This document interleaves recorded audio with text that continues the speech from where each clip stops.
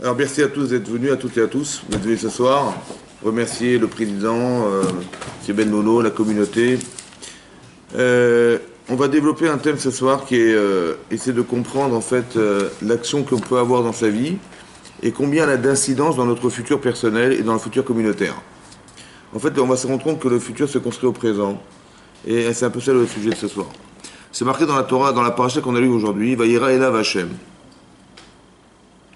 Hashem est apparu à Abraham, Belon et Mamré, alors qu'il était dans les plaines de Mamré, Ve'ou Yoshev, il était assis, Petach Kechomayom. Alors Abraham était assis devant sa tente, attendait des passants, et Hashem lui est apparu. Alors on a du mal à comprendre comment Hashem il apparaît aux gens. Hashem n'a pas de physique, il n'y a pas de présence possible. Comment il apparaît à Abraham. Alors Rashi explique que, en fait, Abraham était malade. Ouais, les vaquers étaient acholés. Il est venu rendre visite aux malades. De là, on apprend qu'on a une mitzvah de rendre visite aux malades.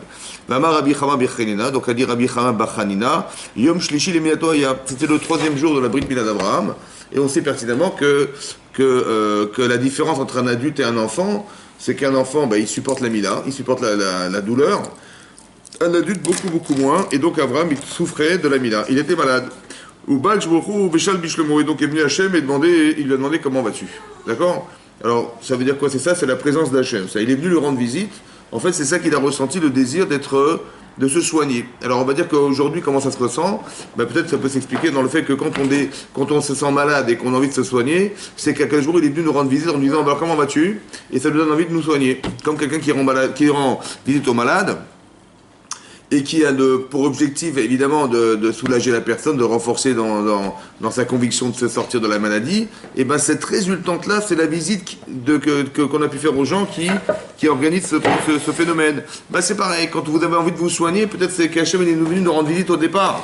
Et c'est ça qui nous donne envie de nous soigner. Donc c'est ça, Vayera Elav Hashem. Par contre, c'était le troisième jour d'Amida, et donc Abraham était en souffrance physique. Et c'est marqué Vaïssa et Nav. Il a levé les yeux. Vayar Vine Shlosha Nashim Nitzavim Alav. Il a vu trois hommes qui se tenaient devant lui. Et Vayar Vayaros Likratam. Donc on voit que Abraham était très investi malgré la douleur. Il avait vraiment très très envie de recevoir des gens et il a couru vers eux. Et donc il a marqué qu'ils étaient donc trois. Depuis la porte de sa tente, il a couru et Ishtaru Artsa, il s'est prosterné devant eux pour qu'ils acceptent d'être invités par Abraham, donc de leur faire l'hospitalité. Et Rashi explique ici qu'Abraham était assis donc devant sa tente. Petach Haoel. Rashi dit l'Irop Inesh Over Vashav Yachnissam Bebeto. En fait, bizarrement, il n'y avait personne ce jour-là. Et Abraham était devant sa tente, il attendait des passants. Il attendait de voir si quelqu'un allait venir rentrer dans sa maison. Kechomayom, aussi à Kadjuru Chama Minartika. Hachem a sorti une chaleur torride. Il a sorti le soleil de son enveloppe. Ça veut dire que il n'y avait aucune protection sur la terre. Ça veut dire que peut-être la couche d'ozone avait disparu. On sait que la couche d'ozone qui nous protège du soleil, elle filtre 45% de la chaleur et de la lumière. Et donc là, il a retiré le soleil de son enveloppe. Ça veut dire qu'il y avait une chaleur formidablement torride. Il faisait très très chaud ce jour-là. Pourquoi faire? Pour ne pas déranger Abraham. Vous voyez? Comme si Hachem il avait voulu l'acquitter de la mitzvah de recevoir des invités. Pourquoi Hachem il a dû faire un miracle pour ça? À votre avis, pourquoi Hachem il a été obligé de faire un soleil extraordinairement torride, exceptionnel, pour empêcher les gens de sortir de chez eux? C'est bizarre. Peut-être ça veut dire qu'à la proportionnelle de l'entêtement d'Abraham. C'est-à-dire que si Hachem il avait trouvé n'importe quel prétexte aujourd'hui, je sais pas moi, il y avait un rabais de 75% chez Sephora, et donc les femmes elles seraient parties à Sephora, les hommes ils auraient eu 95% chez Mercedes, et donc ils auraient couru vers les concessionnaires Mercedes. Avant il aurait été les chercher, vous avez compris? Il fallait pas qu'ils puissent les chercher, donc il fallait pas qu'ils puissent sortir, et ni lui sortir, donc il a sorti un soleil torride qui était proportionnel au désir de recevoir les gens.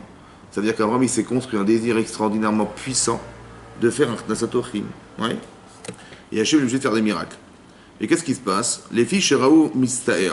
Mais quand Hachem a vu qu'Abraham était en souffrance, en peine de ne pas recevoir des invités, Abraham, quand il a vu ça, il a eu de la peine.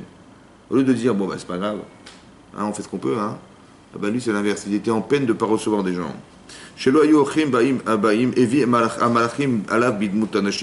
Hachem a envoyé des anges. Bizarrement, il a envoyé des anges. Plutôt que quoi? Quand il a vu qu'il était en souffrance, en peine de ne pas recevoir des gens, je ne sais pas, logiquement, qu'est-ce qu'il aurait dû faire? Il aurait dû dire, Abraham, il voulait absolument recevoir des gens, malgré la chaleur. Moi, de mon point de vue, dit Hachem, je l'aurais quitté de la mitzvah. Et donc, il a mis une chaleur torride pour qu'il n'y ait aucun prétexte que personne puisse sortir et que lui, il ait la force d'aller les chercher. Bon, il a vu qu'il avait de la peine. Il dit, bon, bah, c'est pas grave, il a de la peine, bon, qu'est-ce qu'il aurait dû faire, Hachem? Ben, il aurait dû retirer la chaleur. Hein, c'est ça la logique. Hein.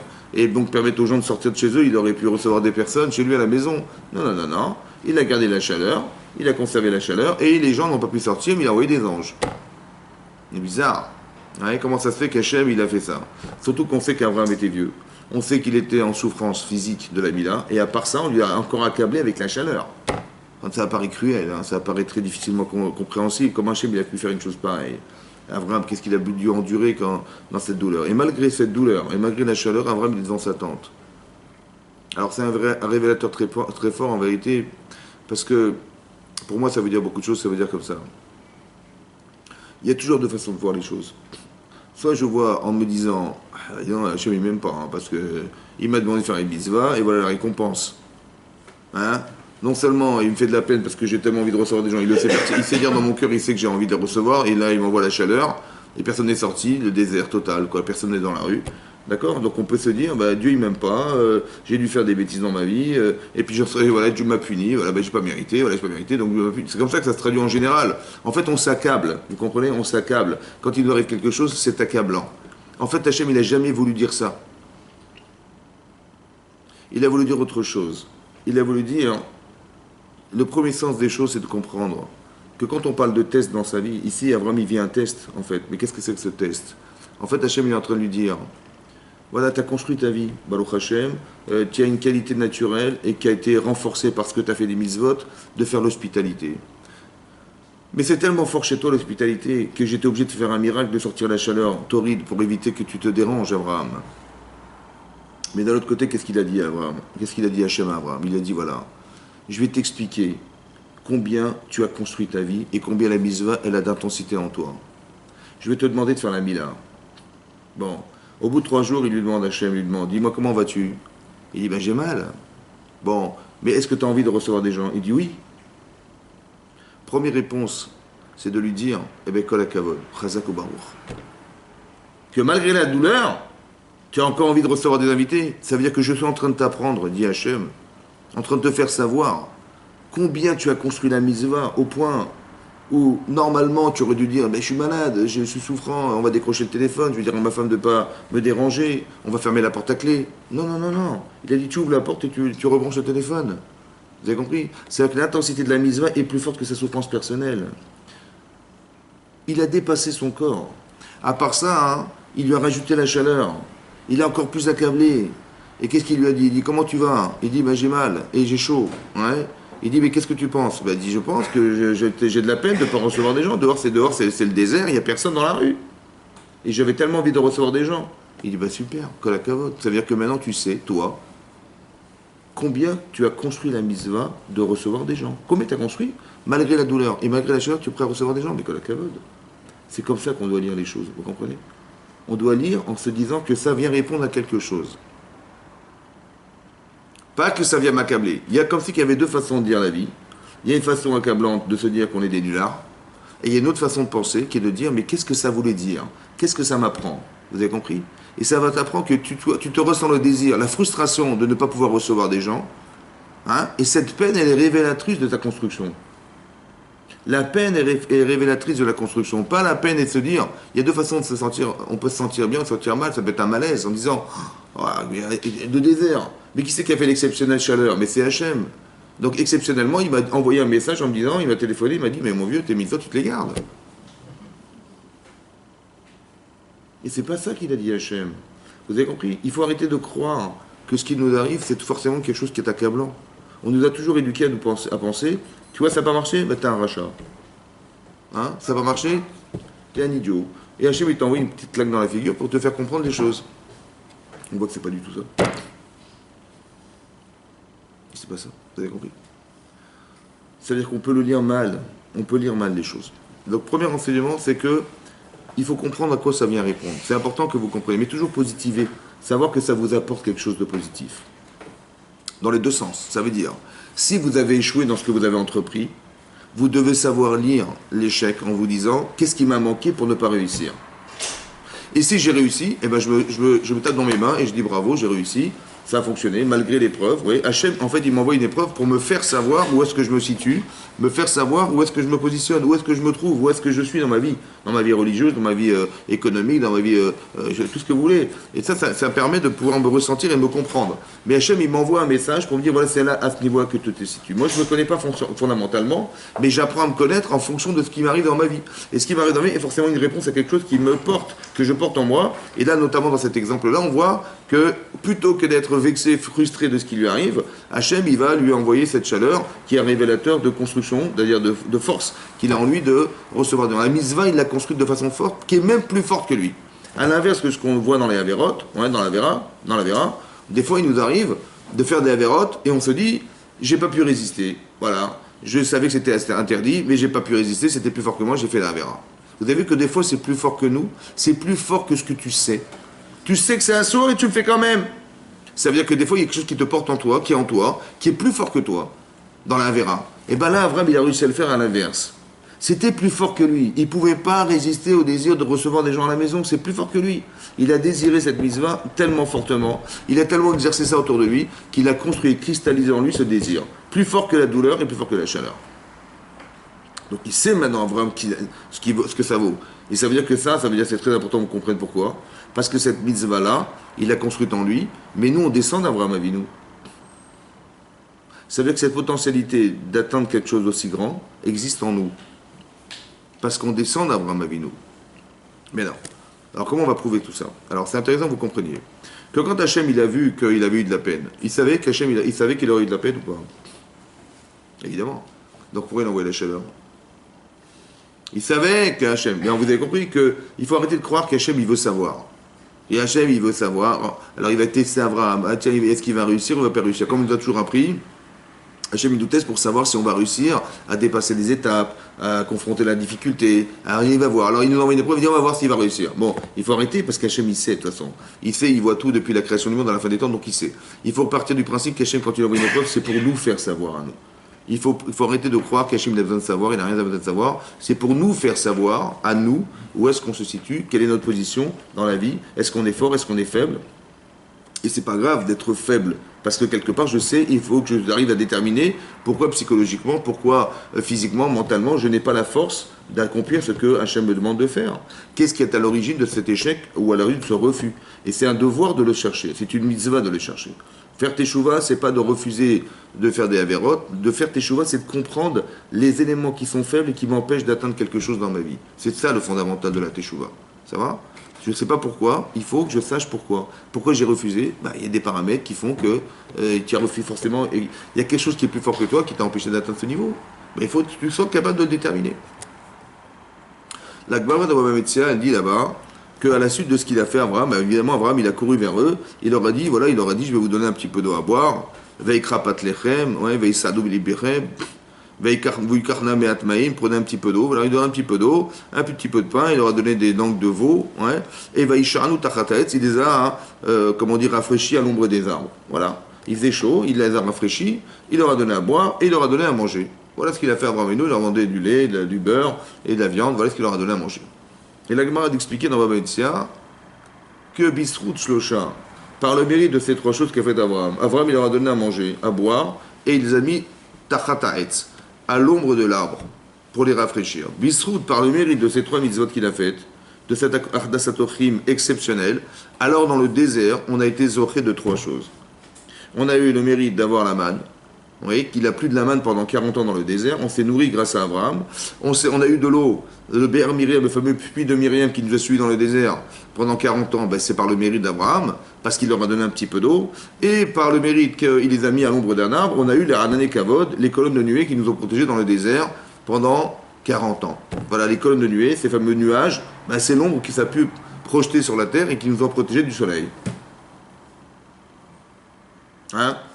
Ça veut dire quoi ça? Ça veut dire que quoi? Qu'Avram, ce qu'il a fait au présent, a permis l'avenir. Comme je dis, les Chachamim voulaient nous dire que sans Abraham, Hachem, il n'aurait jamais pu nous faire entrer dans le désert après la sortie d'Égypte. D'où les Chachamim ont su, qu'il y a une projection des actes dans le futur. Et moi, je ne savais pas, moi, que quand je faisais des mitzvot, on utilisait les mitzvot pour faire exister le futur. Tu dis, bisrout shlosha, zachou les shlosha. Par le mérite de 3 choses qu'a fait Abraham, on a été méritant de 3 choses dans le désert. Moi, je ne savais pas on projetait mes actes dans le futur. Moi, je croyais qu'on faisait des mitzvot, et à la fin de sa vie, on part avec ses mitzvot. C'est tout, basta, c'est arrête là. Non! Il y a marqué dans la Torah autre chose. Qu'on utilise ce que vous faites pour construire l'avenir.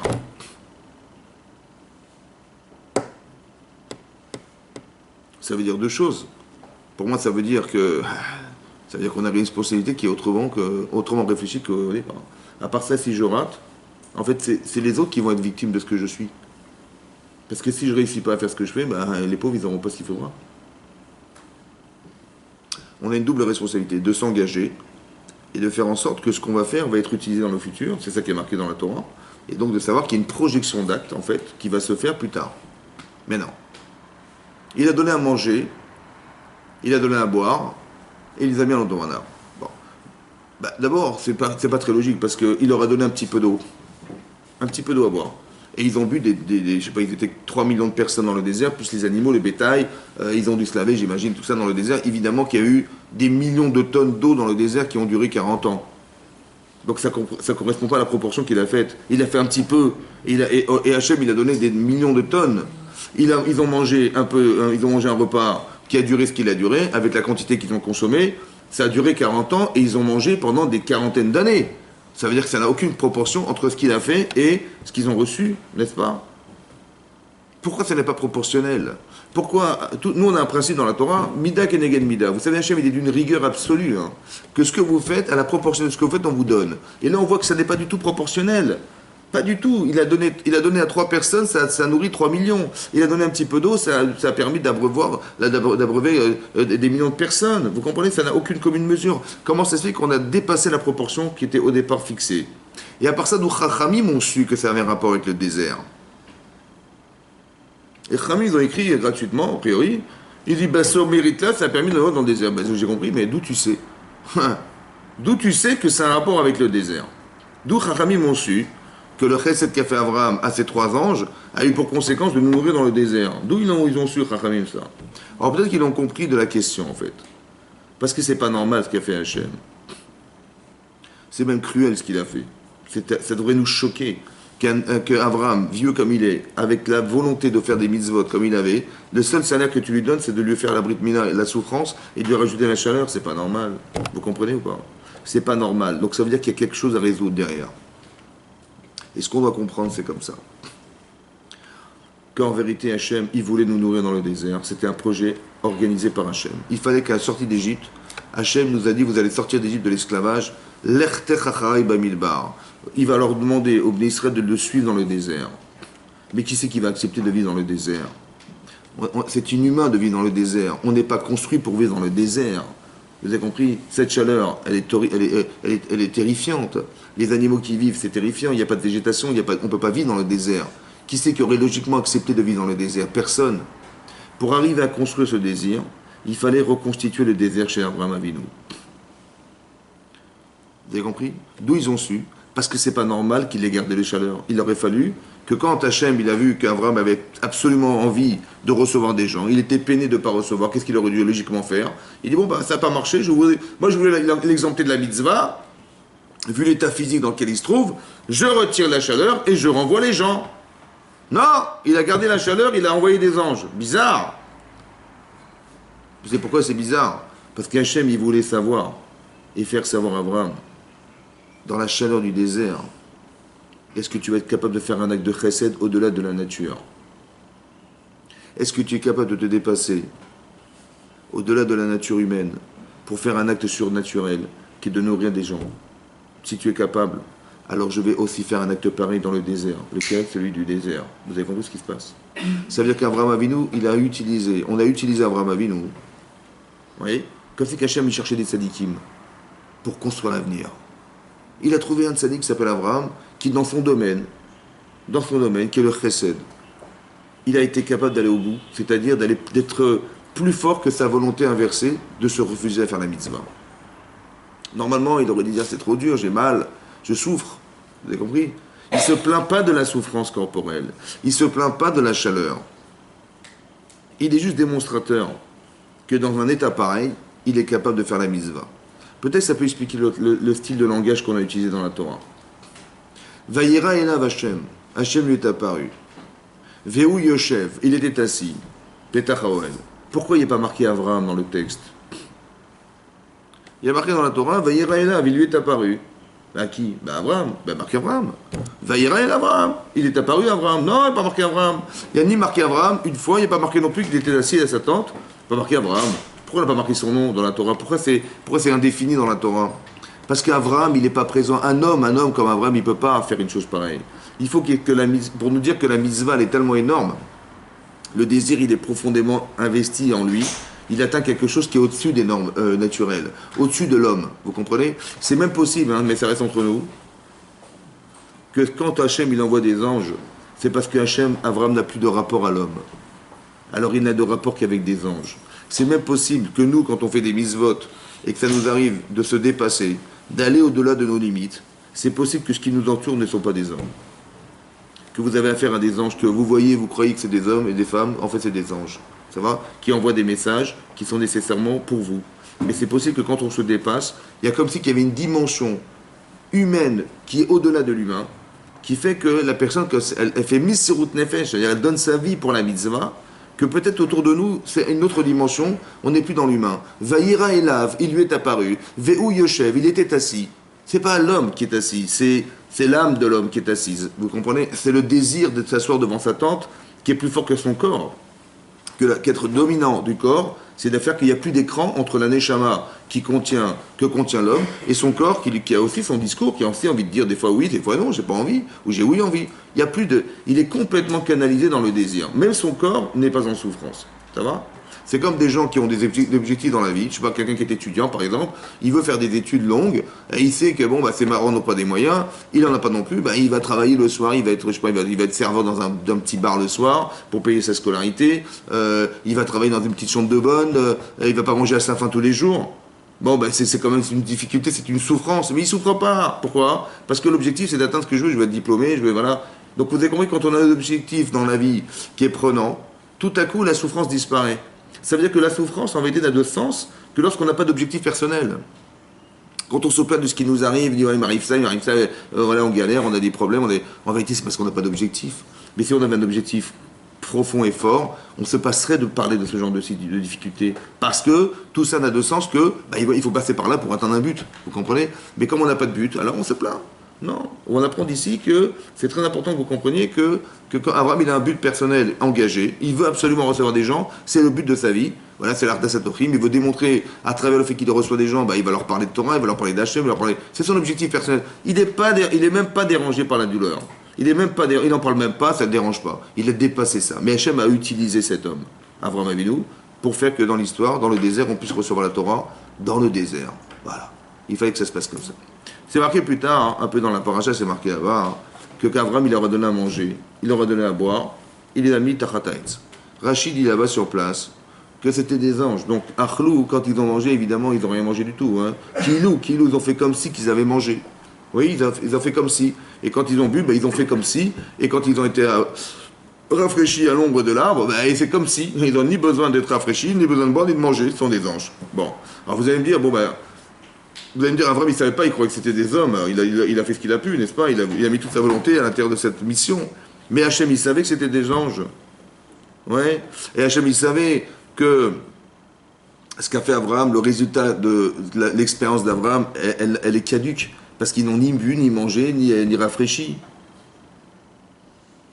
Et Hachem, il savait que ça n'avait pas de conséquences physiques sur eux. On n'a pas comblé un manque chez ces gens-là. Quand il a vu arriver, il a dit je vais leur donner à manger, mais ils n'avaient ni faim, ni soif, ni ils avaient besoin de se rafraîchir. Donc le résultat de la mitzvah d'Abraham, c'est quoi le résultat de la mitzvah d'Abraham? C'est rien. Il n'a rien fait, Abraham. Vous avez compris? Le résultat de ce qu'il a donné n'a servi à rien. Vous allez me dire, mais il ne savait pas. J'ai compris, mais Hachem, il savait.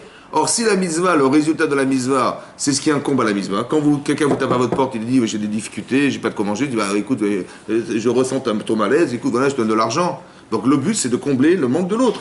On voit que non, puisque Abraham, il a rien comblé du tout, et par contre, la Torah, elle dit que c'est un srout. Il a eu le mérite. Mais quel mérite? Quel est le sens du mérite, puisqu'il n'a rien fait? puisque ce qu'il a fait n'a pas eu de conséquences dans la vie de ceux qui l'ont vécu. C'est quoi le srout alors? Vous avez compris? On parle de mérite. C'est quoi le mérite? Ben, moi j'ai cru au départ, ben, je fais une mitzvah, je me prends la mitzvah, hop, il agit dans le futur. Et après là-bas, ben, on va nourrir des gens avec, c'est comme ça que j'avais compris au départ. J'ai dit, Hachem, il utilise nos mitzvot, qu'est-ce qu'il fait? Ben, il les garde pendant des milliers d'années, je sais pas, 1000 ans, et après, au bout de 1000 ans, tiens, ben, on a besoin, hop, on renvoie la mitzvah d'Abraham, on la récupère dans le futur. C'est comme ça que j'avais compris au départ. Mais c'est pas vrai. Parce que là, vous voyez bien que Abraham, il a donné à manger, mais ça ne servait à rien. Hein? Comment? C'est ça, on voit que quoi en vérité? Parce qu'en général, on se dit, je suis réconforté parce que j'ai fait une mitzvah et ça a contenté les gens. C'est possible que le but de la mitzvah n'est pas forcément de combler un vide, mais c'est de devenir. Vous êtes devenu la femme capable de faire cette chose. Vous avez compris? C'est-à-dire qu'Hachem, il envoie quelque chose. Il envoie, par exemple, l'épreuve d'Abraham. C'est en temps normal, s'il n'avait pas eu mal, il n'aurait jamais su qu'il était capable de faire une mitzvah avec autant d'intensité. Il n'aurait jamais su. Alors Hachem, il m'a fait la mila. Il n'aurait jamais su non plus, malgré la douleur, qu'il aurait été capable de faire la mitzvah s'il n'avait pas eu cette chaleur torride. Alors Hachem, il envoie la chaleur. Mais ça veut dire que quoi? C'est-à-dire qu'il est devenu cet homme. Il faut que vous compreniez qu'avant l'épreuve et après l'épreuve, vous n'êtes plus la même personne. Comme si on voulait nous expliquer que ce qu'a fait Abraham n'a servi que pour se construire lui-même. Il est devenu quelqu'un d'autre. Il est devenu l'Abraham capable de nourrir le Klal Israël dans le désert. Ça veut dire quoi? Ça veut dire qu'en vérité, tous ces habitants qui sont sortis d'Égypte et qui sont rentrés dans le désert, tous ces gens-là, ils étaient déjà dans Abraham.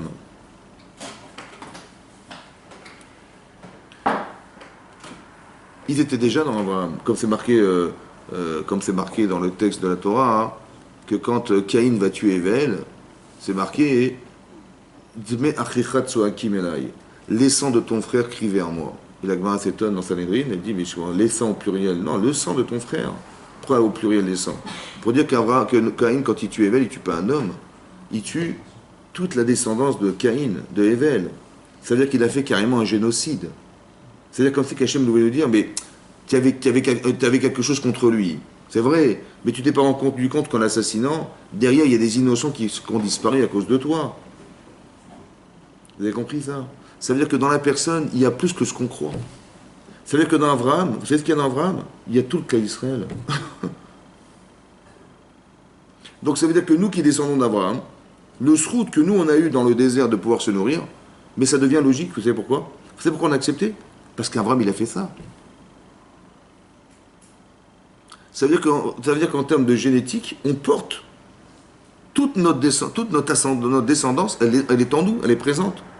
Et donc les enfants qui naîtront après nous, ils vont avoir le bénéfice de ce qu'on a réalisé en nous.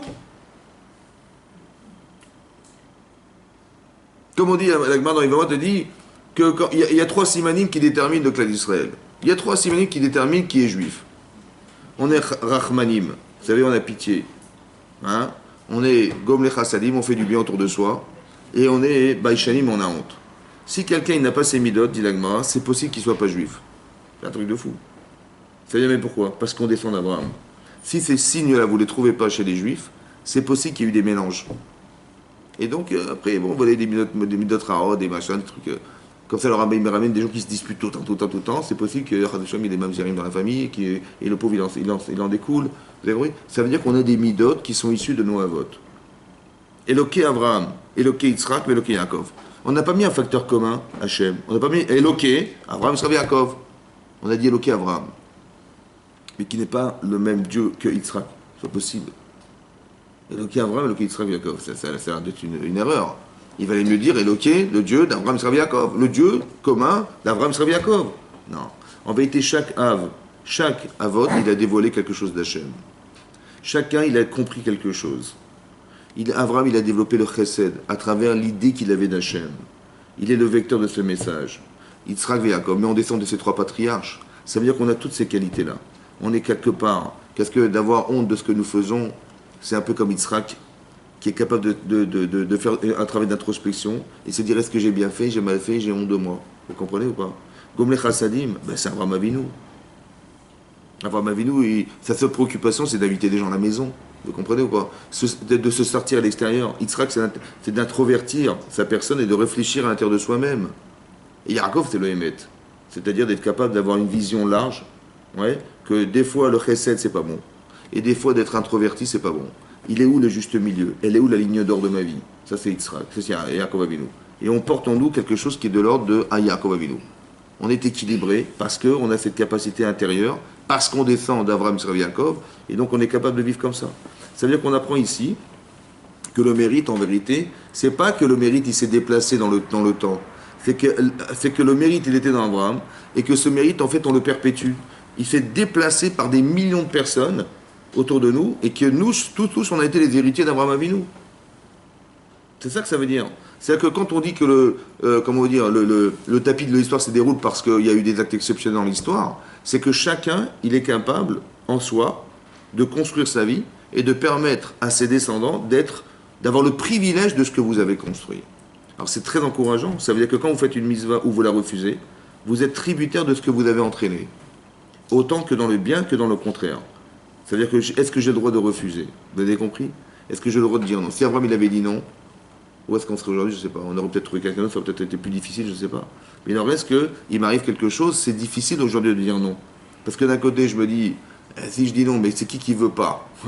C'est mon Yitzhara qui me dit, mais qu'est-ce que tu vas te casser la tête avec des gens pareils? Ils ont qu'à se débrouiller, les gens, vous avez compris? Alors qu'en vérité, Abraham, il n'a pas une seconde pensé comme ça. Mais donc, il a désiré cette mitzvah. Parce qu'à force de faire, vous vous rendez compte que vous changez votre nature. Vous pouvez la changer à l'extrême limite de ce que vous êtes, c'est-à-dire d'être capable de souffrir et de dire mais non, mais j'ai de la peine de ne pas recevoir des gens. C'est extraordinaire. Ça veut dire qu'on peut dépasser son corps. Ça veut dire qu'on peut dépasser la limite de ce que nous sommes. Ça, c'est un exemple pour vous expliquer que c'est ça qui est marqué dans la Torah. Bisrout shlosha zapuli shlosha. Chachamim ont bien compris que le désert, en fait, ça a été organisé, pensé dans le désert d'Abraham, comme si à petite échelle, on avait reconstruit ce qu'on allait faire à grande échelle. À petite échelle, c'est le désert d'Abraham, la chaleur, et à grande échelle, c'est les 40 ans dans le désert. Mais non, pourquoi il n'y a pas de commune mesure entre ce qu'il a fait, entre ce qu'Hachem a proposé? C'est intéressant aussi de comprendre ça. Quand la Torah nous demande de faire des mitzvot, on nous dit, vous savez, il faut les faire les Shem Shamaim. Ça veut dire sans intérêt personnel. Il ne faut pas qu'il y ait de moi dans la mitzvah, ce qui est très difficile, ce qui prend des années. Abraham, vous avez compris, il n'est pas victime de son moi parce que Hachem lui demande une chose, il le fait instantanément pas parce qu'il n'a pas dit ça, c'est parce qu'il n'en a plus, parce que c'est tellement valorisant ce qu'il a désiré faire que rien ne peut l'empêcher de le faire. En vérité, cette mitzvah, elle est éternelle. Pourquoi? Parce que rien ne peut contredire, ni la douleur, ni la chaleur, il n'y a rien. Il n'y a rien qui peut compenser ce désir. Donc ce qu'il va faire est éternel. Parce que la limite de l'éternité, c'est en vous disant, je veux bien, mais quand même. Quand vous dites, je veux bien faire des efforts, mais combien ça va me coûter, combien je vais prendre de temps, où est-ce que je dois aller, vous avez mis des limites dans la volonté que vous aviez de faire la mitzvah. Donc cette mitzvah ne peut pas arriver à l'éternité. Elle n'arrivera à l'éternité que dès l'instant où je ne mets pas de limite dans ce que je veux faire. Vous comprenez ça? C'est ça éternel. Rendre éternel l'Olam Haba, par la mitzvah, c'est d'empêcher, c'est qu'il n'y a rien qui peut physiquement vous empêcher d'atteindre ce que vous voulez faire. Mais non. On voit ici que la limite c'est ça. Donc, comment ça se passe en fait? Comment on peut atteindre l'éternel? Comment on peut faire que cet acte qu'il a fait, qui a duré quelques heures, il peut devenir éternel? Ça veut dire peut-être que l'idée c'est comme ça. C'est quand vous faites quelque chose, est-ce que vous faites pour vous-même ou vous faites pour Hachem? C'est un peu comme le Shabbat. Ouais. On dit Shabbat, mais rien dans la Maba. Le Shabbat est à l'image qu'on peut avoir du monde futur. Mais bon, le monde futur, ni on mange, ni on boit, ni on mange la pkeila, ni il n'y a rien. C'est fait, c'est pas. Ouais. C'est un peu bizarre. On fait des séoudotes, on fait des repas. Moi, j'avais pensé que mais dans la Maba, c'est un monde spirituel. On se serait dit, on va jeûner et on va aller à la prière, et on va étudier la Torah toute la journée Shabbat. C'est ce que j'avais imaginé. Ouais, c'est ça, à l'image du Olam Haba. Il n'y a pas de corps, donc il fallait qu'on annihile le corps. On voit que c'est pas du tout comme ça, on mange et on kiffe et on est Shabbat et aucun rapport. Hein. Comment c'est possible? Alors peut-être c'est d'expliquer comme ça. Peut-être c'est comme ça. D'expliquer que ce que tu fais dans ta vie et ce que tu manges, pour qui tu manges? Est-ce que tu manges pour toi? Et pourquoi il faut manger? Vous avez compris? Alors on est en train de manger parce qu'on fête quelque chose. On fête la finalité de la création du monde. Hachem il a créé le monde en 6 jours, ça se fête. Tout ça pour nous, vous comprenez? Alors on a réservé un jour qui s'appelle le Shabbat, qui est le révélateur de la finalité de la création du monde. Maintenant, comme ça se fait, il faut manger. Parce que quand on fête, on mange. Mais pour qui tu manges? C'est comme tu dis, ton fils, il a eu 3 ans, tu vas lui faire son anniversaire. Ta fille, elle a eu son examen, on va inviter ses copines au restaurant. Je sais pas, ton fils, il a fait la bar mitzvah, on va faire un repas. Il va se marier, on va faire un repas. Mais plus c'est important, plus le repas, il est grand. Et plus d'alba, ça... Ah, c'est bizarre, hein, c'est bizarre. Comment ça fait qu'on fait, à chaque fois qu'on fait quelque chose, il faut manger? On va dire, voilà, au lieu de dire, bon, cet argent, on va le réserver pour son mariage. Non, non, on va le réserver pour lui acheter un appartement. D'accord? Et on enverra les faire part avec une boîte de cacahuètes en disant, voilà, je vous annonce que ma fille va se marier, mon fils va se marier. Non, pas du tout, non. On va s'endetter pour le mariage qui va durer 4 heures et qui fait qu'on va payer environ 10 000 € de l'heure. Évidemment, c'est ça qu'il faut faire. Hein? Ouais. C'est quand même bizarre, quoi. C'est comment ça fait qu'on dépense tellement d'argent pour une... En vérité, ça veut dire quoi? Peut-être ça veut dire que... Hein? Comment? À peu près, c'est à peu près ça, quoi. C'est à 40 000 €, quoi. Alors, maintenant, on va dépenser à peu près ça. Hein? Voilà, on va commencer à 9 h, on finit à 1 h du matin, ça fait 10 000 € de l'heure. Maintenant, on est prêt à mettre 10 000 € de l'heure sans réfléchir. Vous allez, ouais, c'est normal. C'est normal, c'est pas normal. Pas normal. En fait, qu'est-ce que ça veut dire? Ça veut dire quoi? Ça veut dire que qu'est-ce que tu fêtes? En fait, tu fêtes l'idée. Hein? Tu fêtes l'idée que ton fils ou ta fille va se marier. C'était un événement extraordinairement important dans ta vie. Comme l'anniversaire, tu dis, on va fêter tes 3 ans, tes 4 ans, tes 10 ans, tes 12 ans. Mais c'est une phase de ta vie. Voilà, on passe à autre chose. Mais il faut que tu cristallises cet instant. Alors on va faire un gâteau. On va faire un anniversaire. Il faut que tu manges. Mais pourquoi? Parce qu'il y a un langage corporel et il y a un langage spirituel. Ton corps ne comprend rien de ce que tu fais. Quand tu dis on va fêter Shabbat, il dit Shabbat. Bon, alors tu dis on va bien manger. Ah d'accord. Quand vous arrivez vendredi, vous êtes fatigué le vendredi. Hein? Bon, qu'est-ce que vous dites? Ah, c'est bientôt Shabbat. Ça veut dire, c'est bientôt la fin de la création du monde. Ah, purée, super. C'est ça qu'on s'est dit, hein, c'est ça, hein? Où on s'est dit, non, c'est bon, heureusement, je vois le canapé, je vais m'allonger le Shabbat. Hein? Le message, il n'est pas spirituel du tout. Mais pourquoi c'est comme ça? Parce que si vous aviez fait votre Shabbat, vous aviez jeûné, et vous aviez étudié la Torah de la journée à la synagogue, ça aurait duré 2 semaines, pas plus. C'est bon, j'ai donné, c'est bon. Mais là, c'est l'inverse, vous avez compris? C'est-à-dire qu'il y a un discours corporel et il y a un discours spirituel. Mais qui n'ont rien à voir. Il faut juste faire en sorte que ça se rejoigne. Il faut que ton corps il dise, mais c'est quand Shabbat? Et là, tu peux le faire entrer dans Shabbat, parce qu'intellectuellement, tu sais pourquoi toi tu fais Shabbat.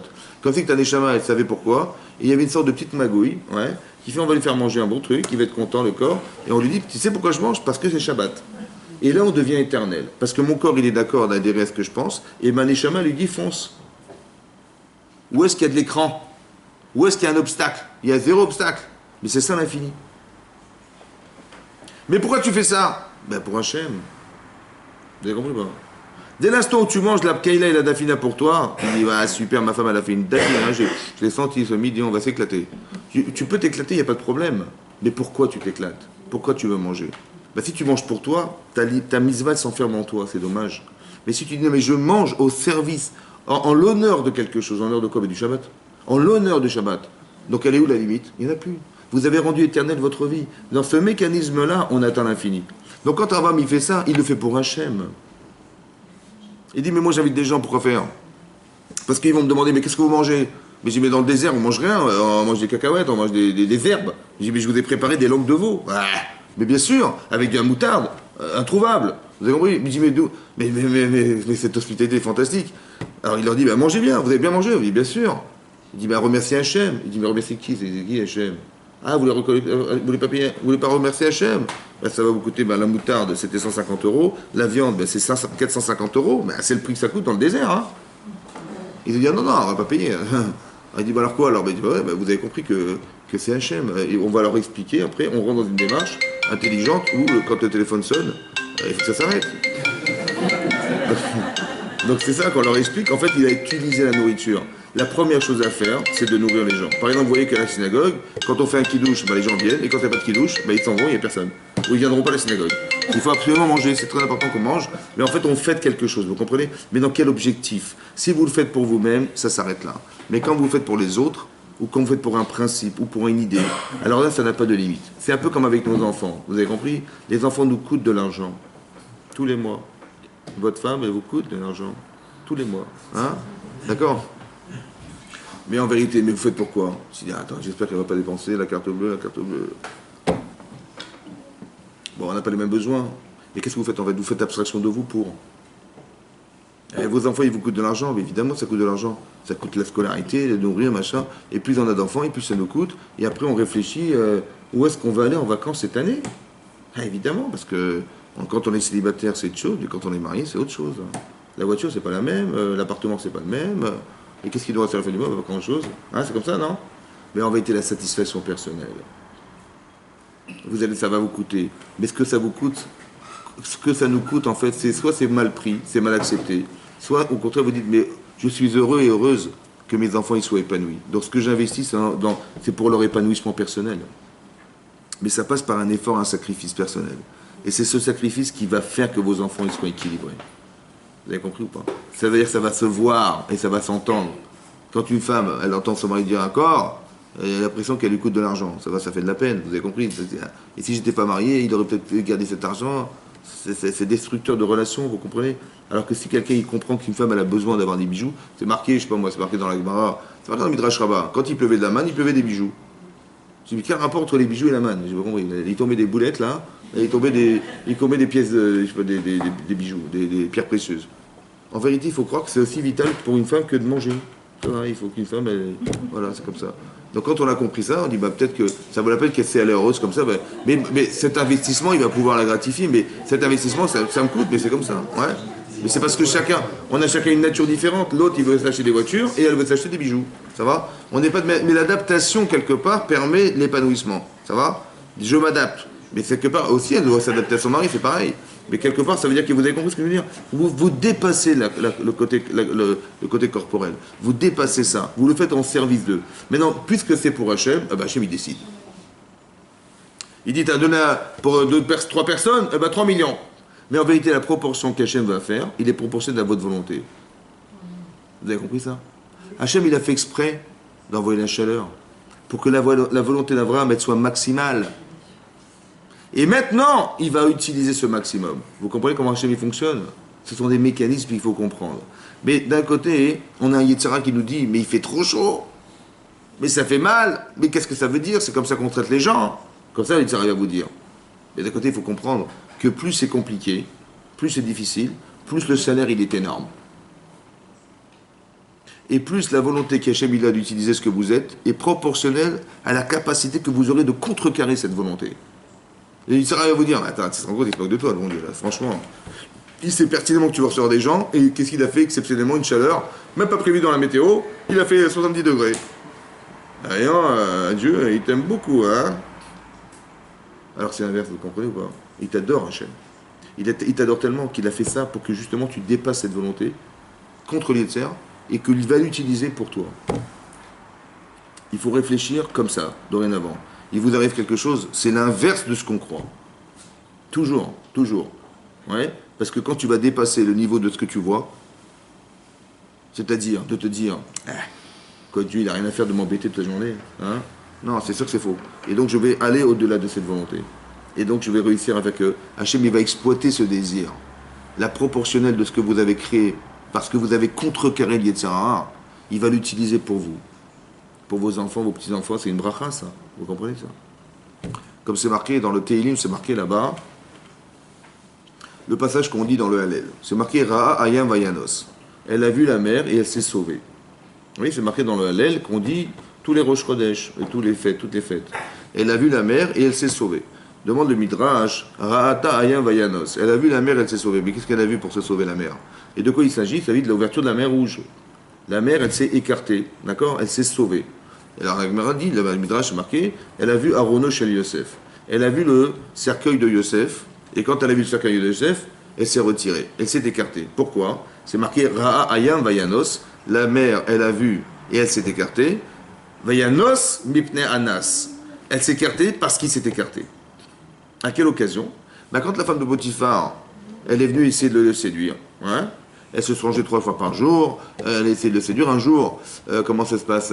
Il y a eu une fête à l'époque là-bas en Égypte, hein, et une fête religieuse, et bien sûr, tout le monde allait, allait adorer cette idole, et madame, elle a prétexté qu'elle était souffrante, elle a dit à son mari, je ne peux pas sortir, je suis malade. Évidemment, Yosef, il n'a pas été non plus, et donc ils se sont retrouvés tous les deux dans la maison. Et là, elle lui a sauté dessus, elle a dit viens avec moi. Et lui, qu'est-ce qu'il a fait? Il lui a dit écoute, il dit je peux pas. Pourquoi? Il dit parce que si je suis là, c'est grâce à ton mari. Hein? Parce que il m'a confié tous ses biens. Il a aveuglément pensé que j'étais capable de me tenir, de tenir son business. Si j'ai une place importante dans cette maison, c'est grâce à ton mari. Si tu es la seule femme que... Il m'a tout permis sauf toi, et je vois pas pourquoi je trahirais cette relation avec lui, et comment je pourrais de nouveau le voir, et en sachant que j'étais avec toi, je peux pas. Et après il dit même Khatatil Elohim, et j'aurais fauté vis-à-vis d'Hachem, parce qu'un Ben Noach, dit Rashi, il n'a pas le droit d'aller avec une femme mariée. Il dit je peux pas. Bon, alors elle a pris par le vêtement, il a défait son vêtement, et elle l'a tenu en main, et il s'est sauvé. Vayanos mipne anas. Ça va? Et après, elle a prétexté, madame, qu'elle était abusée par Youssef, et il a été en prison à cause de ça. Ça va? Maintenant, elle a tenu le vêtement dans ses mains. Et elle a prétexté. Mais comment ça s'est passé? Il s'est sauvé. Il a refusé l'épreuve. D'accord? Et ça a permis quoi, ça? Dit le Midrash Rabbah, ça a permis d'ouvrir la mer Rouge. Vayanos mipne anas. Que la mer, elle s'est ouverte parce qu'elle a vu ce qu'il a fait à Youssef. En s'écartant de cette femme, hein, en refusant la Havera. Et ça a permis d'ouvrir la mer. Allez comprendre la logique qu'il y a entre les deux maintenant. Encore une fois, le même principe. On envoie une épreuve. Elle est difficile pour cet homme. Youssef, c'est très difficile. Mais c'est difficile. Vous avez vu ce qu'il a fait au départ? Il a dit, mais je peux pas. Qu'est-ce qu'il a fait? Il a trouvé des arguments. Hein? Il y a marqué même dans le Midrash Rabbah, c'est marqué, il a dit à cette femme, il a dit, vous savez, dans notre famille, on a l'habitude de parler avec Hachem. Des fois, il va y avoir mon père, Yaakov Avinu, des fois, il va y avoir... Hein, il va avoir il a vu mon grand-père, Avraham Avinu, voilà, Hachem, il nous parle. Mais si je vais avec toi, je vais couper le lien, je peux pas. Qu'est-ce qu'il a fait, en fait? Vous avez compris ce qu'il a fait? Ça veut dire qu'il a essayé de faire chercher des intérêts personnels, mettre en balance ce qu'il avait à gagner d'aller avec elle et ce qu'il avait à perdre d'aller avec elle, émotionnellement. Et ces émotions-là ont repoussé le désir. Ça veut dire comme ça. Que quand on craque dans la vie, c'est qu'on n'a pas créé suffisamment d'émotions dans ce que nous savons pour contrecarrer un désir. Partez du principe que la passion est plus forte que la raison. C'est comme ça. Ce que vous avez dans le cœur passionnel, c'est plus fort que ce que vous savez. C'est comme ça. Donc comment je vais arriver à contredire ce que je désire? Il faut que ce que vous savez, vous le désirez plus fort ou moins égal à ce que vous avez envie de faire à l'inverse. Ça veut dire qu'il faut nourrir un désir intellectuel. Il faut mettre une image. Vous avez compris ce qu'il a fait Youssef? Il a dit, mais je peux pas, pourquoi? Parce que c'est grâce à ton mari que je suis là. Et grâce à lui, il m'a racheté. Et en plus, c'était un des ministres du roi, donc du roi Pharaon. Donc voilà, j'ai eu des privilèges. Et puis voilà, il m'a fait confiance. Et comment je vais trahir cette confiance? Et grâce à lui, je suis là, et grâce à lui. Vous avez compris? En fait, c'est Midot Tovot qu'il avait, de gratitude qu'il avait vis-à-vis de cet homme, l'a empêché d'aller trahir la relation qu'il avait avec cette femme, parce que c'était sa femme. Vous comprenez comment ça se passe? C'est-à-dire qu'il a émotionnellement mis des valeurs en lui, de reconnaissance du bien, de ne pas vouloir trahir le fait qu'on lui fasse du bien, etc., etc. Et ça, c'était plus fort que le désir d'aller avec elle. Et c'est pour ça qu'il a réussi à se sauver. Sinon, c'est impossible de se sauver. Si j'arrive pas à mettre des arguments, vous avez vu que dans la Torah, c'est marqué des arguments physiques et des arguments de reconnaissance, et à la fin, il a mis l'argument religieux en disant « je vais fauter vis-à-vis d'Hachem ». Il n'a pas mis l'argument religieux avant. Pourquoi? Parce que l'argument religieux, c'est un argument théorique. Et théorique, c'est sûr que la passion, elle est plus forte que la théorie. Le type, il a vu une femme comme ça magnifique, et Hachem lui a dit, même pas il pense au bon Dieu, j'avais même pas une seconde. Vous comprenez ou pas? C'est impossible. Pourquoi? Parce que la passion est plus forte que la raison. Donc qu'est-ce qu'il faut faire? Il faut rendre la raison émotionnelle pour contrecarrer une émotion. Mais c'est ce qu'il a fait. Il a dit, mais ton mari, c'est lui qui m'a sauvé la vie, et tout ce que j'ai, c'est grâce à lui. Comment je vais traverser... Vous avez compris comment ça se passe? Il m'a fait confiance. Et voilà. Donc il a rendu émotionnelle la raison de la trahison. Et ça peut contredire une relation avec l'autre, qui est une relation de faute. Il faut rendre la Torah et l'enseignement émotionnel. Quand on apprend des halachot, si je ne ressens pas ce que j'apprends, j'ai quelque part une difficulté, parce que ce que je sais ne suffira pas à contredire ce que j'ai envie. Qu'est-ce que je vais faire? Comme par exemple, une fois, on a vu dans la Gemara d'Omrachot, la Gemara a dit que Rabbi Yochanan ben Zakkai, il a dit à ses élèves avant de mourir, hein, Rabbi Yochanan ben Zakkai, qui était un Tana, il a dit à ses élèves, Yehi Ratson, que soit la volonté d'Hachem, Shielachem Mora Shamaim, que vous ayez la crainte d'Akadosh Baruch Hu, que Mora Basarvadam, que vous avez peur des hommes. Bon.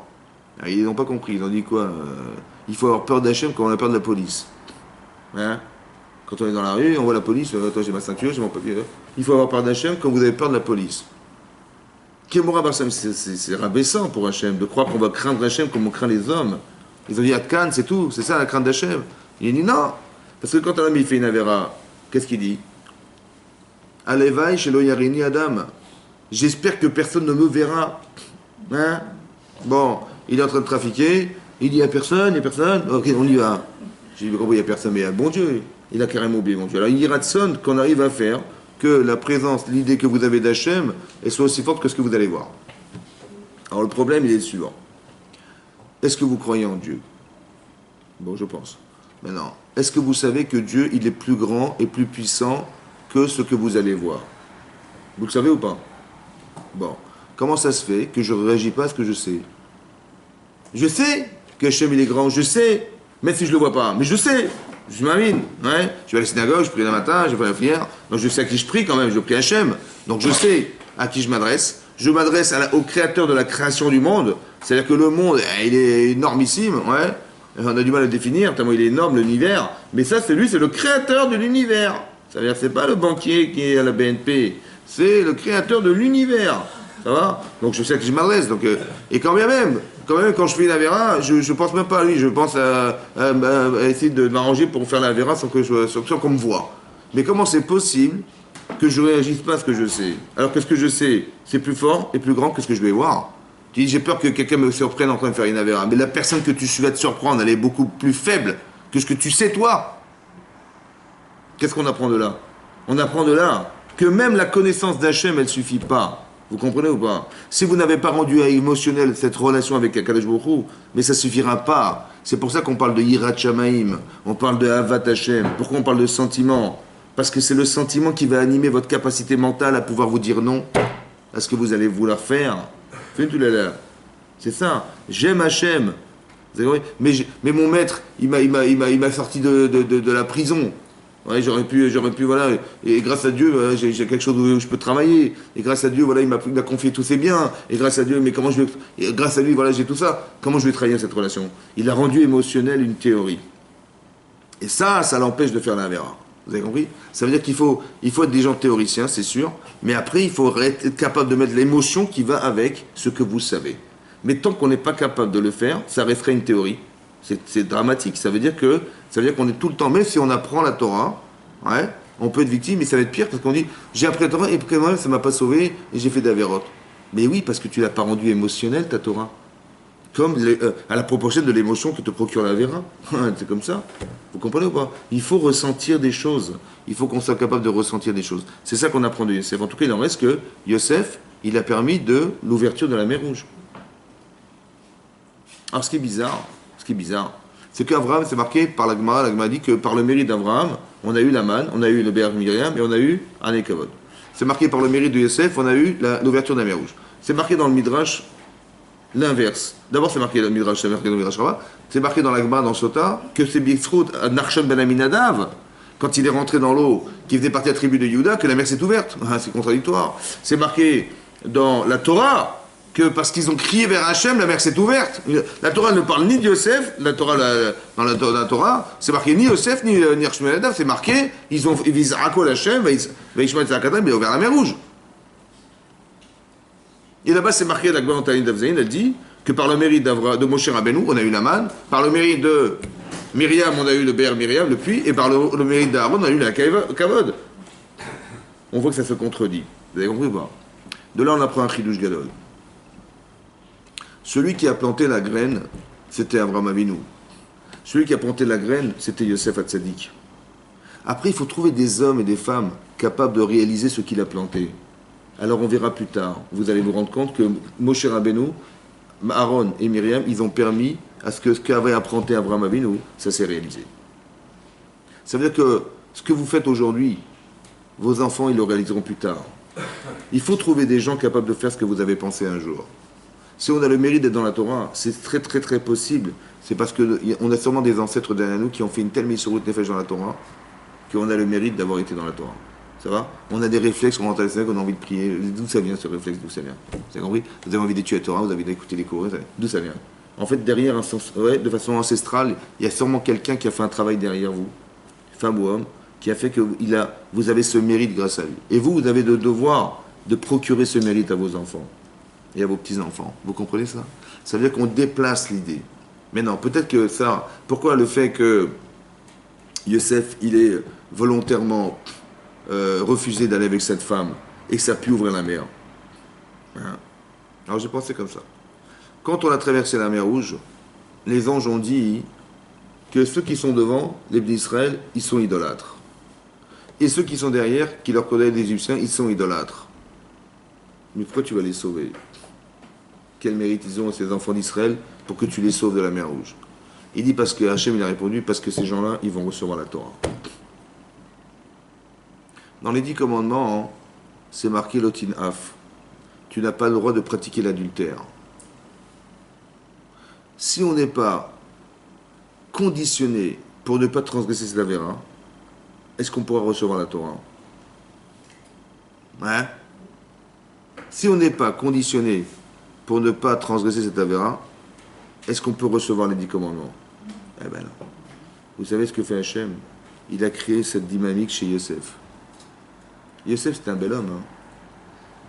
C'était facile. Il a refusé. Vous comprenez ou pas? Maintenant qu'il a refusé, nous on descend de Yosef, alors on a cette capacité de dire non aussi. Et maintenant qu'il a fait ça, alors on peut donner 10 commandements et la mer va s'ouvrir. Ça veut dire qu'encore une fois, vous avez compris ce qui se passe? Ça veut dire qu'on a les privilèges de tout ce qu'on a, les midotes qu'on a, etc. On le doit à nos avots. C'est pour ça qu'on est un peuple spécial. C'est pour ça qu'on doit réfléchir et se dire, mais si on est juif, et si on a reçu la Torah, mais on a un privilège mais incroyable. Parce qu'on est quand même plus de 7 milliards d'habitants sur la Terre, et à peine même pas 15 millions de juifs sur la Terre. C'est-à-dire que si vous mettez 7 milliards de boules, et 15 millions de boules, 7 milliards de boules vertes, et 15 millions de boules rouges, et vous mettez la main dans le paquet, vous avez une chance sur 2000 de trouver une boule verte. La boule qui correspond à la boule des juifs. On a de la chance quand même. Hein? Bon, est-ce qu'on a le droit de négliger cette chance? Est-ce que j'ai le droit de dire, bon, c'est pas grave, on a eu de la chance, mais qu'est-ce que je fais avec? Vous avez compris ou pas? Le déroulement de l'histoire, il se passe par nous. C'est ça qui a marqué là. Il faut faire attention à se rendre compte que dans des événements exceptionnels comme ils ont vécu les Avot, mais c'est en vérité des mécanismes que on doit emprunter parce que la Torah est un livre d'enseignement. C'est pas nous dire, vous savez, Abraham il était superbe. Et Yaakov, extraordinaire. Et Yosef, on n'en parle même pas. On aura fait des statues, vous savez, pour les honorer. C'est pas ça la Torah. C'est nous enseigner que voilà ce qu'ils ont réussi à faire. Mais c'est un limoud. C'est un enseignement qui s'adapte à eux, mais qui s'adapte à nous aussi. Évidemment que ça se passe comme ça pour nous aussi, c'est pareil. Que nous, on se dit, les Koulam Sadikim, on est tous Sadikim, il y a forcément quelque chose en nous qui est révélateur de ce qu'on peut faire dans sa vie et qui va permettre à ce que l'avenir soit meilleur pour ceux qui vont la vivre après nous. Oui ou non? Et tout ce qu'on néglige de faire, mais ça a des conséquences pour ceux qui vont les subir un jour. Parce que nos enfants et nos petits-enfants et leurs petits-enfants, ils vont vivre avec les gènes qu'on a construits derrière nous. C'est comme ça. C'est ça le strout, vous comprenez ou pas? Le mérite, il se construit dans cette faculté à pouvoir faire exister autour de soi. Abraham, il croyait que ça ne servait à rien, mais il a finalement nourri 3 personnes. L'exceptionnelle relation qu'il a eue avec Hachem à ce moment-là, elle a nourri les gens dans le désert. On a eu la Akedat Yitzhak. Ça va? La Akedat Yitzhak, c'est marqué là-bas. C'est marqué Achar Devarim Haele. Ve'elokim Nisat Abraham. Après ces paroles, Hachem va éprouver Abraham. Vayomer Elav, il lui a dit, Vayomer Abraham, Vayomer Ineni. Vayomer Karten Bincha, prends je t'en prie ton enfant, et Yechitra, ton unique enfant, Sharavta que tu aimes, et Tisrak. Velach Lecha, et va pour toi, El Eretz Moria vers la montagne de Moria, Ve'aleu Sham Leola, et monte-le là-bas, en holocauste, Alecha de Harim, vers une montagne, Asher Omar Elecha, que je t'indiquerai. Bon. Après ces paroles, Hachem va éprouver Abraham. Rashi explique, après les paroles du Satan. Hein? C'est quoi les paroles? Quelles paroles? Après les paroles du Satan. Le Satan, il vient voir Hachem, ouais, et il lui dit la chose suivante. Le Satan, en fait, il faut savoir que le Satan, c'est un ange, hein? Oui, que cet ange, en fait, c'est le Yetzer Hara, et c'est le Malach HaMavet, c'est le même. C'est l'ange qui nous pousse à faire la Vera, c'est le Yetzer Hara. L'ange qui nous condamne dans le ciel, c'est le même. Et l'ange qui nous tue, c'est le même, c'est lui. Il nous pousse à la faute, et c'est la faute qui tue, mais il nous condamne, et si c'est accepté, hop, Chas v'Shalom, voilà ce qui se passe. D'accord? Et là, le Satan, il vient voir Hachem. Achar Devarim Aïdé. Ouais, Yesh Meratolo Ombrim. Achar Devarim chez Satan. Après les paroles du Satan. Shaya Mekatrek Vomer, qui condamnait et qui a dit Mikol Seuda Sheasa Avraham lo ikriv farechad ailechad. Avraham Avinu, il a fait un mishté gadol. Vous savez, dans la paracha qu'on a lu, il y a marqué quand il a eu cet enfant, Vaïgamel, il a sevré, il avait 2 ans, il a fait un mishté gadol. Il a fait un grand festin, Avraham Avinu. Mais ce grand festin, en fait, il était représentatif des personnalités du monde qu'il avait invitées. Il avait été Shem, il a invité Avimelech, le roi de Pélishtim. Bon, en fait, qu'est-ce qu'il a voulu faire? Il a fait un grand festin, parce qu'il a voulu inviter des grands de ce monde, pour que ces gens-là puissent attester que miraculeusement sa femme est tombée enceinte, et miraculeusement à son âge aussi, il a eu un enfant. Vous avez compris? Il avait 2 ans. Donc il dit, voilà le petit gamin qui court dans la rue, là, bah, c'est mon fils. Il dit, bah, mais votre femme, elle a 92 ans. Bah oui, et comment elle a fait? Bah, c'est Hachem. Bon, donc il a fait un coup de pub fantastique, et les gens ils sont rentrés chez eux, et ben vraiment, il a raison, Dieu existe. Vous avez compris? Voilà ce qu'il a fait. Donc il a fait Mishtagad. Mais il n'a pas amené un parecha la ilechad. Il n'a pas ni amené un bœuf pour remercier Hachem, ni un chevreau pour le remercier, directement. Et là, le Satan, il vient et dit, tu vois, Hachem, il t'a pas remercié de tout le bienfait que tu lui as fait. Il a eu cet enfant après toutes ces années d'attente. Il t'a même pas dit merci, Abraham Avinu. Il aimait 4 règles de Satan. Sur ce, Hachem va dire à Marlo, sur ce, Hachem m'a dit, Kloum Asa el Bishvil Beno. Quand tu crois qu'il a fait tout ça pour son fils, ça veut dire quoi? Tu dis, dès qu'il a eu son fils, il m'a oublié. C'est ça que tu dis, hein? Oui, c'est ça. Il dit non, Ilu Haïti Omerlo Zeva Chotonefanai. Si je lui avais dit, sacrifie-le devant moi, Loya Meraki, il n'aurait pas refusé. Et c'est pour ça, pour répondre à la question du Satan, que Hachem, il va dire à Avraham, je t'en prie, va et sacrifie cet enfant. Vous avez compris ou quoi? Bon. Deuxième explication. Il dit Hachem, Yeshomri, Achar Devarim Shel Ishmael. En fait, non, c'était pas ça le truc.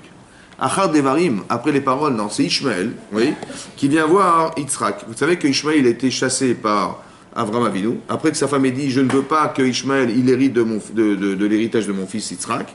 Alors il a demandé à son mari, elle a demandé à son mari de chasser Agar et son enfant. Et donc il a chassé Agar et cet enfant. Mais beaucoup plus tard, il est venu voir Avraham, Ishmael. Et là, en allant voir Avraham, il a, comment vous dire, il a été voir Yitzhak. Dans cette visite-là, à Avraham, il était voir Yitzhak. Yeshomrim, achar dvarim shel Ishmael. Shaya mitpaer al Yitzhak. Shemal ben yud bet yud gimel shana velo micha. Il dit là-bas, il est venu, Ishmael, il est venu voir Avraham, Yitzhak, pardon. Il a dit, mais dis-moi, tu as fait la Mila à quel âge? Il dit, ben, je l'ai faite à 8 jours, comme la Torah le préconise. Il faut 8 jours de Mila, ouais, après 8 jours de naissance. Il dit, mais moi, je l'ai faite à 13 ans, moi. Hein? Donc, j'étais arrivé à l'âge adulte. J'aurais pu refuser l'alliance avec Hachem. Je l'ai accepté, malgré la difficulté. Et j'étais conscient de ce que j'ai vécu. Mais toi, qui étais où, là?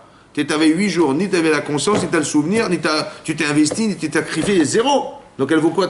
C'est quoi cette alliance? Elle vaut rien, ton alliance. Achar Devarim Aele, quelles paroles? Amarlo Yitzhak, sur ce, Yitzhak va lui répondre.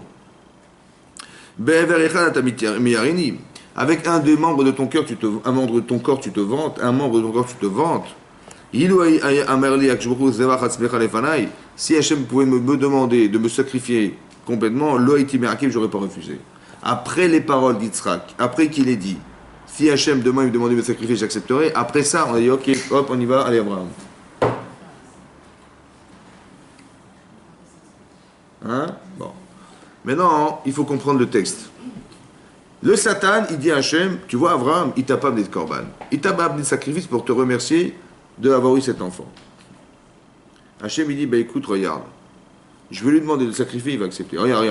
Allez, Abraham, je t'en prie, hein? Bon. Est-ce qu'Hachem, il a besoin de prouver au Satan qu'il a raison? Est-ce qu'Hachem, il a besoin de prouver au Satan qu'il a raison? Au lieu de lui dire, écoute, tu n'as rien compris, Abraham, il n'a pas été du tout tributaire de son enfant, il n'y a pas de problème, tu peux rentrer chez toi. Oui ou non? Eh ben non, il n'a pas fait ça, Hachem. Qu'est-ce qu'il a fait? Il a été demandé à Abraham de se justifier devant le Satan. Ça veut dire quelque chose, ça? À part ça, il faut comprendre c'est quoi le Satan. Pourquoi Hachem il a créé le Satan? À quoi Hachem qu'il a créé l'Yitzhara? En fait, le Satan, c'est quoi? C'est quoi l'Yitzhara? Parce que c'est marqué dans la Gemara dans Souka, la Gemara dit que l'Yitzhara, l'Yitzhara, c'est un ange qui a été créé. Pourquoi? Il est marqué Tsofé Racha la Tzadik. Il scrute Racha, qui est le Yitzhara, la Tzadik, le Tzadik, ou Mevake Shamito. Il demande sa mort. Sa mort spirituelle. Ça veut dire qu'il va faire en sorte, le Satan, de nous empêcher d'atteindre quelque chose de spirituel. Il veut nous tuer spirituellement. Donc, et ce Yitzhara, c'est lui-même qui nous accuse. Les 4 règles. Donc si le Yitzhara, c'est le Satan, et le Satan qui nous accuse, c'est lui qui nous a poussé à faire la faute. Mais comment il a pu nous pousser à faire la faute? C'est parce qu'on avait une décadence intérieure qu'il a utilisée contre nous pour nous faire fauter. Oui ou non? Donc le Satan, c'est quoi? Le Satan, c'est le révélateur de la décadence d'Abraham. S'il n'avait pas cette faille dans son raisonnement, Abraham Avinu, le Satan n'aurait pas pu rentrer dedans pour le faire fauter. Donc ça veut dire qu'Abraham, il a fauté. Donc le révélateur de la faute d'Abraham, c'est le Satan. Donc à qui s'adresse Hachem? Mais il s'adresse à Abraham. Autrement dit, quand Hachem il demande à Abraham de faire la Kedat Yitzhak, ça vient solutionner un problème personnel qu'il a manqué de réaliser un jour. Ça va? Ça veut dire, autrement dit, ça veut dire que ce test-là d'Abraham, qu'Hachem il fait subir à Abraham, c'est la réponse au manque de Korban. Donc ça veut dire que nous, quand il nous arrive quelque chose dans la vie, ce que vous vivez n'est pas un problème. Tu dis, mais j'ai un problème. Hachem il m'a demandé de sacrifier mon enfant. Comment je vais faire? J'ai un problème. Non. Il faut que tu comprennes que ce que tu vis, c'est la solution à quelque chose que tu n'as pas solutionné. En fait, la réponse à ce qui te manque, c'est ce que tu vas vivre. La réponse à ce que tu manques, c'est ce que tu vas vivre. D'accord? Si tu dis, mais j'ai un problème, alors tu vas le refuser. Et tu vas dire, je ne veux pas accepter ça. Ouais? Mais là, c'est l'inverse qui va se passer. C'est ce que tu vas vivre, va combler ce qui t'a manqué. Tu vas amener un sacrifice que tu aurais dû apporter, mais tu vas l'amener autrement. Vous comprenez ce que je veux dire? Et ce autrement-là, il va combler ce que tu avais raté un jour. Donc Hachem, qu'est-ce qu'il a? Hachem, il a un problème. Il dit, voilà, Abraham, il a fait une avéra. Il va arriver à Olam Haba, il va arriver avec cette avéra. Oui ou non? Bon, mais Hachem, il va dire à Hachem, mais j'ai pas compris, mais tu savais que j'avais fait cette avéra? Oh, tu aurais pu faire quelque chose, non, pour que je comble ce manque? Oui ou non? On va lui reprocher ça ou pas? Donc Hachem, il est obligé d'éprouver l'homme. Il est obligé de nous éprouver, vous comprenez? Pour pas qu'un jour on puisse lui dire, écoute, c'est ta faute. Voilà, tu savais, tu ne l'as pas aidé. Moi, je savais pas, moi, ça fait 35 ans j'ai oublié ce Korban, moi, Abraham, ça fait 35 ans ce Korban, il l'a oublié. Un jour, Abraham pourrait lui reprocher Hachem. Donc il est obligé Hachem de l'éprouver pour combler ce manque. Vous comprenez ou pas? Pourquoi faire? Pour que son lama-bas, ils soient entiers. C'est son travail. Encore une fois, ce que vous vivez vient solutionner quelque chose. Ça vient répondre à quelque chose. Ça ne va pas vous embêter plus que ça. Vous comprenez ou pas? Donc si vous refusez, vous allez rester avec votre problématique. Et vous acceptez, vous allez grandir. Vous allez effacer. Vous allez changer. Vous allez être une autre personne. La personne avant et après n'a plus rien à voir. Avant et après les pauvres, c'est plus la même personne. Il faut comprendre ça. Vous avez été enrichi de ce que vous avez vécu. Vous allez réfléchir autrement. Vous allez arrêter le téléphone. C'est comme ça. Et donc c'est important que l'on comprenne ça. C'est très important que vous compreniez ça. Maintenant, quand Hachem il dit à Abraham, Kartna et Bilcha, prends ton fils, je t'en prie, ça veut dire que ça vient solutionner Abraham Avinu. Ça va? Ok. Maintenant, il faut aussi comprendre autre chose. J'attends que ça s'arrête. Alors, c'est dingue, hein? Bon.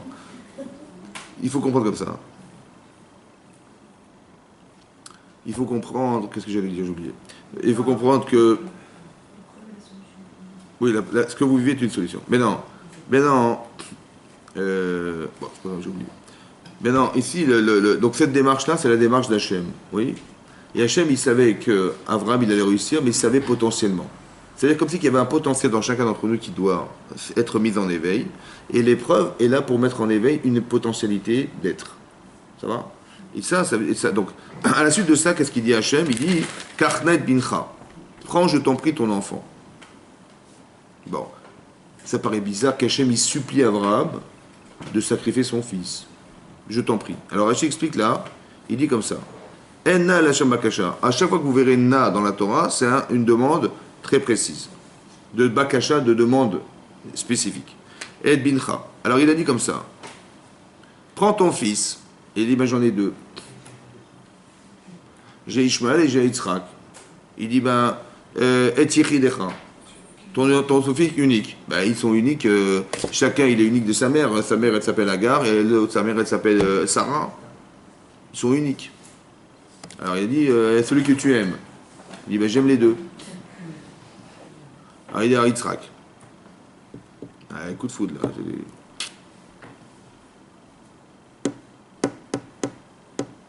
Ouais. Rachid explique là-bas dans la paracha de Lech Lecha, hein, il dit que chaque fois qu'Hachem il rajoute un mot, c'est pour donner un salaire.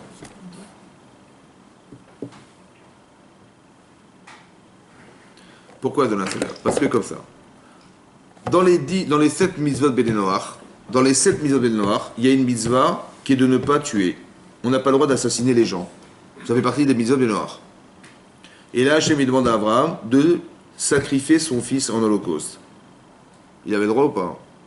Non. Hachem il s'est contredit? Oui. On n'a pas le droit de tuer les gens. D'accord? Ok. À part ça, il lui dit celui que tu aimes.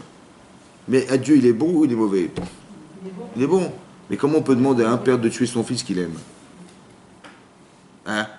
Bon. À part ça, il dit ton unique enfant. Ça veut dire qu'il y en aura un autre ou pas? Est-ce qu'il aura un autre enfant si tu cet enfant unique? Il en aura un autre? Il fallait dire tue l'enfant. En espérant qu'il y en a un autre enfant. Il est l'unique. Ça veut dire qu'il en aura un autre ou pas? Non. À part ça, il a dit, Sarah, elle a dit à son mari, il faut que tu chasses Agar et son enfant, Ishmaël, parce que Beyitzra qui carré les Chazara. La descendance d'Abraham ne passera pas par Ishmaël, elle passera par... qui a été confirmée par Hachem. Il a dit, écoute la voix de ta femme, elle a raison, de ta descendance, elle passera par Yitzhak. Il y avait deux directions possibles. Il dit, non, c'est pas Ishmaël, c'est Yitzhak. Mais il va tuer Yitzhak. Donc, qu'est-ce qui va rester? Zéro. Ah, mais dans la parashat Lech Lecha, c'est marqué là-bas que quand Hachem il a dit à Abraham, quand il a quitté Lot, tout de suite Hachem lui apparaît, il lui dit, voilà, lève les yeux au ciel, voilà ta descendance. Aussi nombreuse que les étoiles. Quelles étoiles? Quelles étoiles? Il dit, si tu tues cet enfant, il n'y aura pas d'étoiles. Vous avez compris pas? Donc ça veut dire que tout se contredit. Un, on n'a pas retué les gens. Deux, Hachem il a dit ton unique enfant, tu vas le tuer. Donc tu t'es contredit directement, là je comprends pas. Et tu m'as proposé d'avoir une descendance, je comprends pas. La cruauté de demander à un père de tuer son enfant qu'il aime, c'est une horreur. D'accord? Et les sacrifices d'enfants, c'est ce que Abraham il a toujours négocié avec les gens en leur disant mais soyez pas stupides. C'est pas parce que vous avez des problèmes que vous allez sacrifier vos enfants en disant à Dieu, à votre Dieu, voilà, je donne le plus beau cadeau de ma vie, je lui donne pour qu'il se contente de ce que je lui donne, pour lui montrer mon amour. Mais on ne tue pas les gens par amour. Parce que le pauvre enfant, il va risquer d'être tributaire de tes idéaux à toi, de taré, de tuer tes gosses parce que tu as des problèmes. Ah bon, lui il va mourir pour ça, c'est normal ça. Donc arrêtez, Dieu, vous avez raison, vous avez raison. Donc il a négocié avec les gens en leur expliquant que c'est pas logique de tuer les gens sous prétexte de problèmes personnels. Et lui, qu'est-ce qu'on lui demande? Le contraire. Tu vas prendre ton fils et tu vas le sacrifier. On est dans une incohérence incroyable. Ça va? Et Rachid dit, Karnel bincha, prends, je t'en prie. Amarlo bebakasha mimcha, je te demande de toi un mode li basé à Nisayon. Tiens-toi dans cette épreuve. Résiste à cette épreuve. Shelo yomru, pour ne pas que disent les nations, Arishonot, Loayam Baen Mamash. Là, on est dans la 10e épreuve d'Abraham Avinu. Mais ne pas que disent un jour les goïms, ils vont dire, tu sais quoi, les 9 épreuves d'avant, c'était... Alors celle-là la plus difficile, tiens, je t'en prie, résiste. Pourquoi faire? Parce que je vous explique un truc. On a quand même un privilège, c'est que Dieu nous a choisis à nous. Hein? Bon, il y avait d'autres nations dans le monde, et il a refusé. Le mont Sinaï, c'est le mont de la haine. Parce que quand Hachem il a décidé de choisir le cas Israël lors de la Torah, c'est qu'il a forcément refusé aux autres. Mais la frustration qu'ont vécu les autres, c'est de dire mais pourquoi eux et pas nous? Alors je t'en prie, fais la Akedat Yitzhak, pourquoi faire? Pour que je puisse moi justifier aux autres nations que c'est pour ça que je vous ai choisi. Vous avez compris quoi? Ça veut dire quoi? Ça veut dire que quand tu fais une mitzvah, tu permets à Kadosh Baruch Hu de se justifier auprès des nations à la fin des temps en disant voilà, vous avez compris parce que madame elle a fait ça et monsieur a fait ça, ce que vous n'auriez pas pu faire. Comme c'est que vos mitzvot, c'est un argument pour Hachem. Je t'en prie, Hachem, il dit à Abraham, je t'en prie, fais-le pour moi. Ça veut dire que c'est très intéressant de voir les émotions que vous devez ressentir, que quand vous faites une mitzvah, vous permettez à Kadosh Baruch Hu de se justifier un jour dans l'histoire. Et si je refuse, je dirais, tu vois, nous aussi on a refusé, mais ils ont refusé, pourquoi eux, pas nous? Vous avez compris ça? Donc il a fait ça. Mais non, c'est pas plausible, c'est pas logique, vous comprenez? Comment Hachem peut demander quelque chose d'incohérent, aussi incohérent qu'Abraham? Est-ce que vous croyez qu'Abraham il avait des questions? Est-ce qu'il était perturbé par ce qu'on lui propose? Évidemment. C'était tellement fort que sa femme n'a pas résisté. Hein? Bon. Ça veut dire que c'est démentiel. Peut-être que moi j'ai pensé comme ça. Pourquoi Hachem il a fait en sorte qu'il ait dû chasser Agar et Ishmaël avant cette épreuve? Il aurait pu prendre Ismaël. Hein? Il aurait pu prendre Ismaël et c'est ceux qui auraient refusé pour pas nous. Moi j'ai pensé comme ça. Peut-être pour le conditionner. Parce que de chasser sa femme et son enfant, c'est contre sa nature. Il a dit marqué quand elle lui a dit sa femme il faut qu'elle aille chasser Agar Ishmaël, il dit Abraham. C'était mauvais aux yeux d'Abraham. Parce que c'est pas possible de lui demander à lui qui est un homme de chesed, un homme de bonté, de dire écoute, il dit à sa femme va-t'en, il peut pas. Pour lui c'est pas justifié, vous comprenez ou pas? Mais peut-être ça l'a préparé à l'idée de la Hakeda. Ça l'a préparé à l'idée, ça veut dire que quelque part il est rentré dans cette perspective. Mais non, bien sûr qu'il avait un énormissime Abraham Avinu. De dire mais non je veux pas, je suis désolé, je peux pas. C'est trop fort, là c'est trop dur. Là c'est plus fort que moi, je peux pas résister. On voit que Yitzhak, il a accepté parce que, par frustration, proposé par Ishmaël. Vous avez vu comment ça marche? Mais ça c'est Hachem qui envoie Ishmaël, non? Hein? Il envoie Ishmaël, il dit mais dis-moi, mais ta Brit Mila, l'alliance que tu as avec Hachem, elle vaut quoi ton alliance?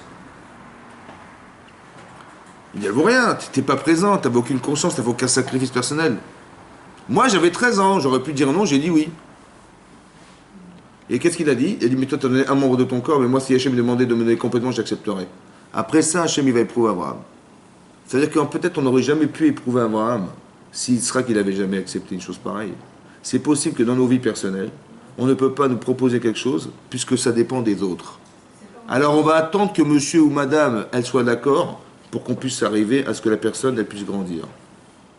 Mais aussi autrement dit, ça veut dire que peut-être qu'on Hachem nous a demandé de faire la Brit Mila 8 jours pour que nous-mêmes on ait le complexe de se dire on n'était pas présent. Où est-ce qu'on était ce jour-là? On n'a aucun souvenir, on n'a que les photos et la vidéo. Voilà ce qui nous reste. Mais moi j'étais pas là, j'ai pas accepté, j'ai pas. Mais j'aurais tellement voulu. Et ce complexe-là, il me dit mais j'ai pas pu être présent, mais je serai présent toute ma vie. Vous avez compris ce que je veux dire? C'est-à-dire que comme si Hachem il avait fait ça exprès pour qu'on ait la frustration de ne pas avoir été présent. Hein? Et après ces paroles-là, après je entends ça, je me dis mais je vais donner toute ma vie pour Hachem. Parce que l'alliance, c'était ça le moment d'alliance, mais j'étais pas là. Mon père il était là, ma mère était là, les amis étaient là, mais moi j'étais pas présent mentalement, j'avais pas. Si on m'avait dit à cet âge-là tu vas sacrifier ta Brit Mila, j'ai dit mais moi j'avais de la vie. Et ben vous avez compris? Ou peut-être j'aurais dit, mais bien sûr, mais j'étais pas là pour le faire et pour le dire. Alors je vais l'être dorénavant. Oui, mais l'enfant, qu'est-ce qu'il subit? L'alliance, elle est sans enfant. Abraham Avinu, il a dit, il avait une misère permanente sur lui, c'est la Brit Mila. Donc il avait quelque chose qui était l'alliance avec Hachem. Hein? Mais là, il n'était pas. Mais cette alliance, elle n'est pas consentie par la personne qui l'a subie. Et c'est ça qui crée la frustration et c'est ça qui donne le désir. Non, ce que je veux dire par là, c'est comme ça. Je vais juste continuer parce que c'est pas le coup d'aujourd'hui, c'était pas le sujet. Mais je vais juste vous expliquer cette chose-là. Maintenant, Abraham, il avait une question et Yitzhak aussi en avait une. Quand il a dit, mais il est où le sait, papa? Tu as mis un sacrifice, mais il est où l'agneau? Il dit, Hachem, il pourvoira. Et là, il a compris. Et là, ils ont été ensemble. Et Rashi expliquait, ils ont été ensemble. Ils ont été besimcha. Que Abraham, il était besimcha. Quand c'est marqué, Vayeshkem Abraham Baboker, il s'est levé tôt le matin pour aller sacrifier son fils, comment c'est possible qu'il soit parti en étant pressé d'aller le sacrifier? Quand il avait gagné au loto, il allait chercher le gros lot. Hein? Mais il va sacrifier son enfant. Comment il avait la simcha d'aller sacrifier son fils? Et comment son fils, il a compris quelque chose. Qu'est-ce qu'il a compris derrière pour avoir la simcha d'aller se faire sacrifier? Qu'est-ce qu'il a compris? Ça va? Ok. Qu'est-ce qui se passe? Au bout de 3 jours, ils arrivent dans un endroit. Ok. Donc c'est marqué. Voilà. C'est marqué. Alors, c'est marqué comme ça. D'accord, je sais merde. Après, c'est marqué Vayovo el Makom, Hashem al Elohim. Donc, ils sont arrivés à l'endroit qu'avait dit Hashem, Vayiven Shamizbeach. Et donc, il a préparé l'autel, Vayor et Aitzim, Vayakod et Tisrak. Donc, il a déposé les bois pour brûler les bois et il a attaché son enfant. Vayasem moto à la Mizbeach, il a mis sur l'autel, mais à Aitzim. Vayishlach Avraham et Yado, Vayikar et Amacheled Lishod et Beno. Et donc, il a pris son couteau pour sacrifier cet enfant. Vayikra elav malach Hashem min hashamayim. Et là, il y a un ange qui vient qui le stoppe. Pourquoi c'est l'ange qui l'arrête? Pourquoi c'est pas Hashem qui l'arrête? Qui c'est qui lui a demandé de sacrifier? Hein? Et qui c'est qui lui a demandé d'arrêter? Pourquoi? Pourquoi c'est pas Hashem? Hein? C'est bizarre, hein?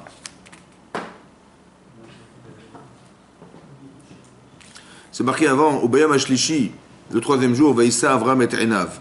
Avram, après 3 jours de marche, donc ils sont partis de Chevron, ils sont partis au Kotel. Ça va? Ça a pris 3 jours. Et après 3 jours, Vaïar, il a vu de loin, et Tamakom et Rachok, il a vu l'endroit de loin. Et donc il a interrogé Ishmaël et Eliezer qui les avaient accompagnés. Il dit, vous voyez quelque chose sur la montagne là-bas au fond, là-bas? Il dit non. Il dit, Yitzhak, tu vois quelque chose? Il dit, oui, je vois. Qu'est-ce que tu vois? Une colonne de nuée. Il dit, ok. Alors il a dit, Vayemer Avram el Neharav.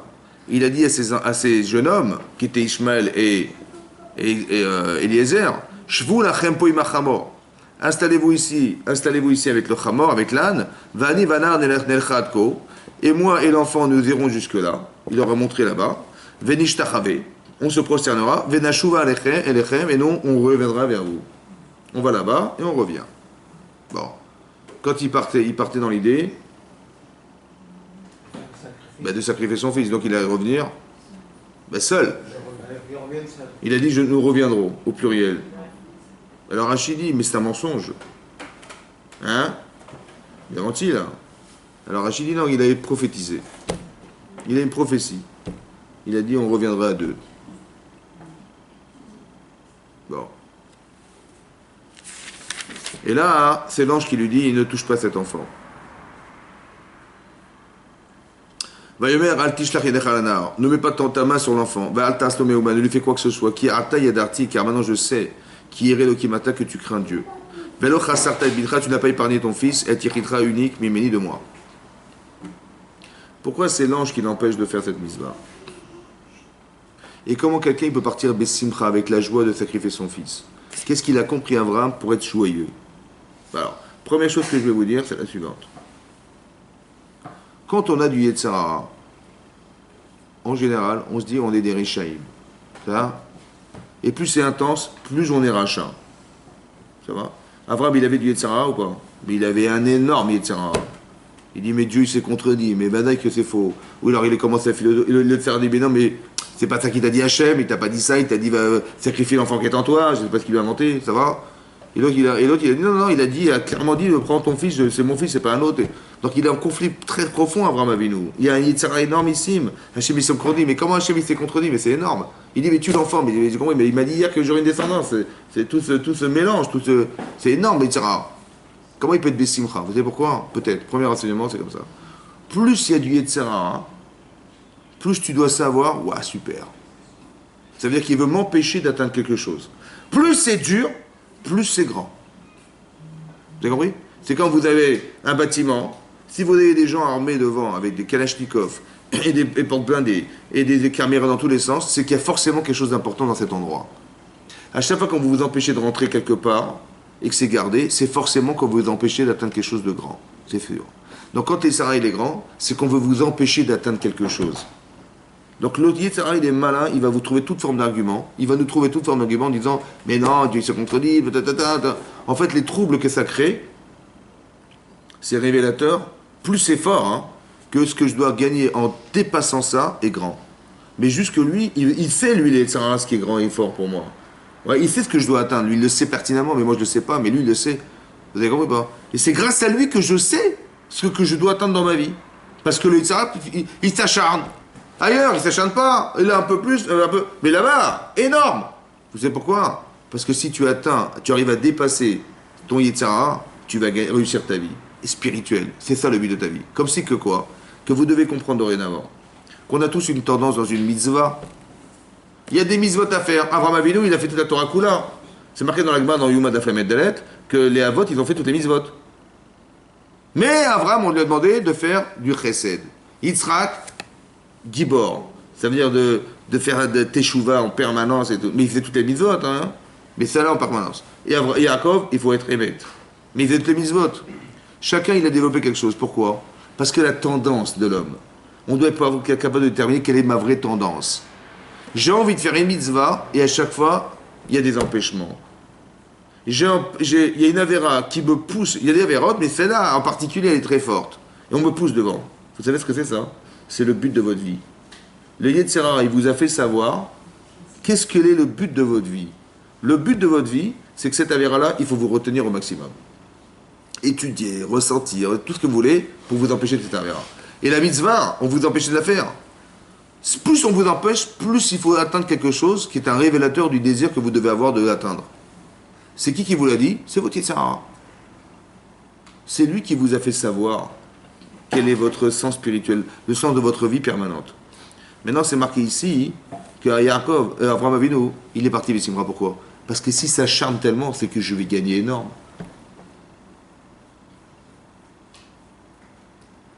Je vais gagner quoi? En fait, comment il a solutionné ça? Alors, le Rav Dessler, il explique que quand Hachem, il a dit à Abraham, prends ton fils et tue-le, il a dit, mais c'est pas possible, puisqu'il m'a promis les étoiles. J'aurai des enfants aussi nombreux que les étoiles. Mais si je le tue, je n'aurai pas ces enfants. Alors comment je les aurai? Et Dieu, il ment? Dieu, ça lui arrive de mentir? Hein? Non. Vous savez pourquoi il ne va pas mentir? Parce que mon fils, il va mourir. Mais il va forcément renaître. Parce que j'ai des enfants. Des petits-enfants. Oui, non? Et quand est-ce qu'on va renaître? Hein? Mashiach. Mishiach. Ça veut dire que ce que je vais faire, dit Abraham, c'est de solutionner la faute de Adam Arishon. Adam Arishon, il a fait tout par intérêt personnel. Ouais. Moi, j'ai tout sacrifié pour Hachem. Vous avez compris, c'est ça? C'est que quand Hachem m'a demandé de faire ça, il m'a fait comprendre que si tu arrives à sacrifier ton passé, parce que tu as dit aux gens, arrêtez de faire des sacrifices d'enfants. Donc maintenant, les gens ils vont dire, mais Abraham, il est incohérent. Ils vont retourner dans l'idolâtrie. Donc tu sacrifies ton passé. Ton présent, on devient par nos enfants. Ça va? Vous devenez ce que vous êtes, vous le devez à vos enfants, parce que vous, quand vous étiez célibataire, vous faisiez tout et n'importe quoi. Aujourd'hui, c'est plus possible. Parce que j'ai des enfants. En vérité, le filtre de ma vie, c'est mes gosses. Parce que maintenant, je peux pas leur mentir, je peux pas leur faire croire. Et ils te regardent en permanence. Donc tu dis, ben, je suis obligé d'être un type bien, une femme bien. Je fais attention à ce que je dis, je fais attention à ne pas te contredire, je fais attention à ne pas mentir, parce qu'ils vont apprendre de moi, ça va pas. Et alors qu'en fait, tu es sans votre sens de savoir, le filtre de ce que vous devenez. Comme si que vous avez un tamis, toute la saleté va partir, elle va rester à la surface, parce que grâce à vos enfants. Donc vous devenez par vos enfants, ça va? Vous vous engagez par vos enfants, grâce à vos enfants. Sinon, ça aurait été difficile. Et troisièmement, ce qui va suivre votre vie, c'est eux. Donc en vérité, quand Abraham il sacrifie cet enfant, il sacrifie son passé, son présent et son futur. Il sacrifie tout en fait. Pour quelqu'un qui n'a pas trop d'ambition, ça va. Mais Abraham, il avait l'ambition de créer qu'à Israël. Il a compris de là que ça, ça va réparer la faute d'Adam Arishon. Ça va faire de Mashiach. Pour ça qu'il était content. Vous avez compris ce qui se passe? C'est pour ça qu'il était joyeux. Ça veut dire qu'il a préparé l'avenir. Maintenant, on dit le Rav Dessler, pourquoi c'est pas Hachem qui l'a stoppé? En vérité, il ne fallait pas le stopper, puisque c'est très tamétime. Mais Hachem, il a pensé que ce n'était pas le moment. Parce que les gens du monde entier, tous les goïms qui vivaient à l'époque, toutes les nations, elles n'auraient jamais compris que le Mashiach il est venu parce qu'on a sacrifié un enfant. Le malach, c'est la représentation physique de ce qui existe autour de vous. Tout se déplace par des anges. Vous avez vu que pour se soigner, on a envoyé un ange, Abraham. C'est-à-dire que quand vous prenez un médicament, hein, la molécule qui est à l'intérieur et qui réagit dans votre corps et qui vous soigne, c'est un malach. C'est pas le médicament, c'est l'ange qui est la molécule utilisée. La Gemara dit que les herbes elles poussent, c'est des anges qui tirent des herbes, les pousses, les arbres poussent, et les fruits c'est les anges. C'est-à-dire que toute la représentation physique de ce que ce sont des malachim. Donc quand on envoie un malach, c'est qu'on veut dire qu'il y a un message humain qui va être déplacé derrière cet ange, qui fait dire à Abraham, stop, ne mets pas ta main sur l'enfant, pourquoi? Ce que tu as fait te servira, mais ne te servira pas à faire qu'il y ait une délivrance finale. À quoi ça va servir? Ce qu'il a fait Abraham, ça servait à quoi? Finalement, il a pris un il tachat beno, il a pris un agneau, finalement il a amené un korban. Le korban qu'il devait apporter, il l'a finalement apporté. Il a amené un agneau, ouais, il a amené un agneau qu'il a sacrifié ce jour-là, oui ou non? Donc le korban qu'il devait amener à 35 ans, il a finalement amené, comment il a amené, vous imaginez? Voilà tout ce qu'il a dû passer pour amener son korban. Ce qui est intéressant de comprendre, c'est ça. C'est ce qu'a fait Abraham Avinu. Hachem lui dit, écoute, ne fais pas sur l'enfant ce que tu aurais voulu faire. Fais-le tachat, en dessous de ce que tu pensais faire. Fais-le sur un agneau. Et il va faire sur l'agneau ce qu'il avait pensé faire. Grâce à ça, on a eu Rosh Hashanah. Le bénéfice de la Kedat Yitzhak, c'est pour ça que qu'à Rosh Hashanah, on lit la paracha de la naissance de Yitzhak et on lit la paracha de la Kedat Yitzhak à Rosh Hashanah. Parce qu'il y a un lien logique entre Rosh Hashanah et la Kedat Yitzhak. Quel est le lien logique? Le lien logique, c'est comme ça. Vous savez quoi? En vérité, on est un peu audacieux de venir devant Hachem et de lui dire, écoute, j'ai fauté, je t'en prie, donne-moi la vie. Ça va? Bon. Tu as raté l'examen et tu viens, tu dis à Hachem, tu dis à l'examinateur, j'ai raté l'examen, je vous en supplie, donnez-moi mon diplôme. C'est ça qu'on demande à Hachem, ouais. Je veux vivre, je veux vivre, je veux vivre. J'ai compris, tu as raté l'examen. Je veux vivre, je veux vivre, je veux vivre. Ben, c'est quand même honteux. Comment tu oses demander à Hachem, Chilou Hachem, de lui demander à Hachem de me laisser vivre alors que je ne mérite pas de vivre? Comment on ose dire à Hachem, mais efface mes fautes? Je fais tchouva, mais j'ai compris, mais tu as raté l'examen. Vous savez pourquoi on peut le faire? Grâce à Abraham. Pourquoi? Parce qu'on descend d'Abraham Avinu. Ce qu'il a fait Abraham, la Kedat Yitzhak, ça nous permet de nous dire à nous, que nous qui descendons d'Abraham, on est aussi capable de dire non à son Yetzirah, de façon catégorique, comme il a réussi à le faire, puisqu'on descend d'Abraham Avinu. Ça veut dire que de façon catégorique, on est capable de dire non à son Yetzirah. On est capable ou pas? Oui, parce qu'on descend d'Abraham. On a en nous cette faculté de dire non de façon extrême à son Yetzirah. Parce qu'on descend d'Abraham. Ah, on n'a pas réussi. Alors je dis à Hachem, pardonne-moi et laisse-moi le temps de vivre pour l'atteindre. Vous avez compris ça? Ça veut dire qu'Abraham Avinu, il a permis, grâce à la Kedat Yitzhak, de dérouler le tapis de l'histoire et de nous permettre à Rosh Hashanah de demander pardon à Hachem pour qu'il nous donne le droit de vivre. C'est ça qu'on dit, Zochenu lechaim, souviens-toi de nous pour la vie, Melech chafetz bachaim, toi qui désires nous faire vivre, Leman cha Elokim chaim, pour toi, Dieu de vie, pour toi, Dieu de vie. On demande à Hachem pour toi, non, pour moi qui veux vivre. Non, on dit pour toi, Elokim chaim. Pourquoi pour toi? Parce que c'est ça que tu voulais. Parce que c'est ça que tu veux qu'on atteigne. Tu veux qu'on soit des gens capables de dire un jour, stop. Il faut que je désire la Torah plus fort que mon désir de fauter. Vous avez compris ça? Que je dois désirer la Torah plus fort que mes intérêts personnels. Parce que ce qu'on demande à Abraham Avinu, c'est incohérent. Vous comprenez ou pas? Ton intérêt personnel, intellectuel, émotionnel, c'est incohérent. Tu ne peux pas accepter ce qu'on te demande. Mais d'accepter l'incohérence, c'est d'accepter la logique d'Hachem. Écoutez-moi bien. Quand mon Yitzhak me dit, mais tu vas pas tuer ton fils quand même. Tu crois que Dieu t'a demandé de sacrifier un enfant comme ça, mais c'est pas possible, il est extraordinaire cet enfant, comment tu vas te sacrifier? Et Dieu s'est contredit, et où sont les descendants? Toutes ces questions, il s'est posées. Mais écoutez-moi bien. Si vous dites, mais oui, ben c'est logique, tu as raison. Ça veut dire que vous avez rendu incohérent Hachem. C'est-à-dire que Dieu s'est trompé. Il a rien compris. Tu vois? Si j'écoute mon Yitzhak, c'est que Dieu s'est trompé. C'est logique ou pas? Donc qu'est-ce que je veux dire à mon Yitzhak? Je vais lui dire, écoute, tu sais quoi? Mais tu as raison à 150% et j'ai toujours pensé comme toi. Moi aussi j'ai pensé que c'est pas logique de tuer les gens, c'est pas logique de sacrifier les gens. Tu as raison à 100%. Tu as raison. Seulement si tu as raison, c'est que Dieu a tort. Ah, c'est ça le problème. Alors tu sais quoi? Laisse-moi tranquille. Je vais adhérer à sa logique et pas la tienne. Pourquoi c'est dans l'intellect que ça se passe? Pourquoi? Parce que de prétendre qu'on comprend Dieu, hein, il faut être balèze quand même. Hein? De dire, vous savez quoi, moi je sais ce que c'est Dieu. Il est bon, il est machin, machin. Ah bon, parce que toi tu crois que tu sais définir, toi, Hazak ou Balour. Pour ne pas qu'on tombe dans ce piège, Hachem, il nous propose des choses incohérentes, vous savez pourquoi? Comme de mettre les tefilines, c'est pas logique. De pas mettre du chatnez, de la laine sur soi, c'est pas logique. Vous comprenez pas? Il y a ce qu'on appelle des chukim, des lois irrationnelles dans la Torah. Pourquoi il y a des lois rationnelles et irrationnelles? C'est pourquoi il y a des rationnelles. Parce que de quel droit tu crois une seconde que toi tu comprends Hachem? Alors pour que tu arrives à faire que sa dimension elle soit éternelle, que l'éventail de ce qui est Hachem ne soit pas résumé à ce que tu crois de lui, parce qu'avec ton petit cerveau, tu vas définir Hachem et c'est honteux. Ça va? Alors Hachem il dit, tu vas adhérer à ce que tu ne sais pas et que tu ne comprendras jamais. Parce que c'est aussi moi. Mais sachez une chose, qu'Hachem il se trouve plus là où vous ne savez pas qu'il se trouve, que là où vous savez qu'il se trouve. Vous comprenez? Parce qu'avec notre intelligence, on va comprendre Hachem comme on aurait compris que la Terre est dans l'univers. Et en dehors de ça, je dis, bah, non, pour que l'univers existe, il faut que tu sois capable de dire Hachem il est là et il est aussi là.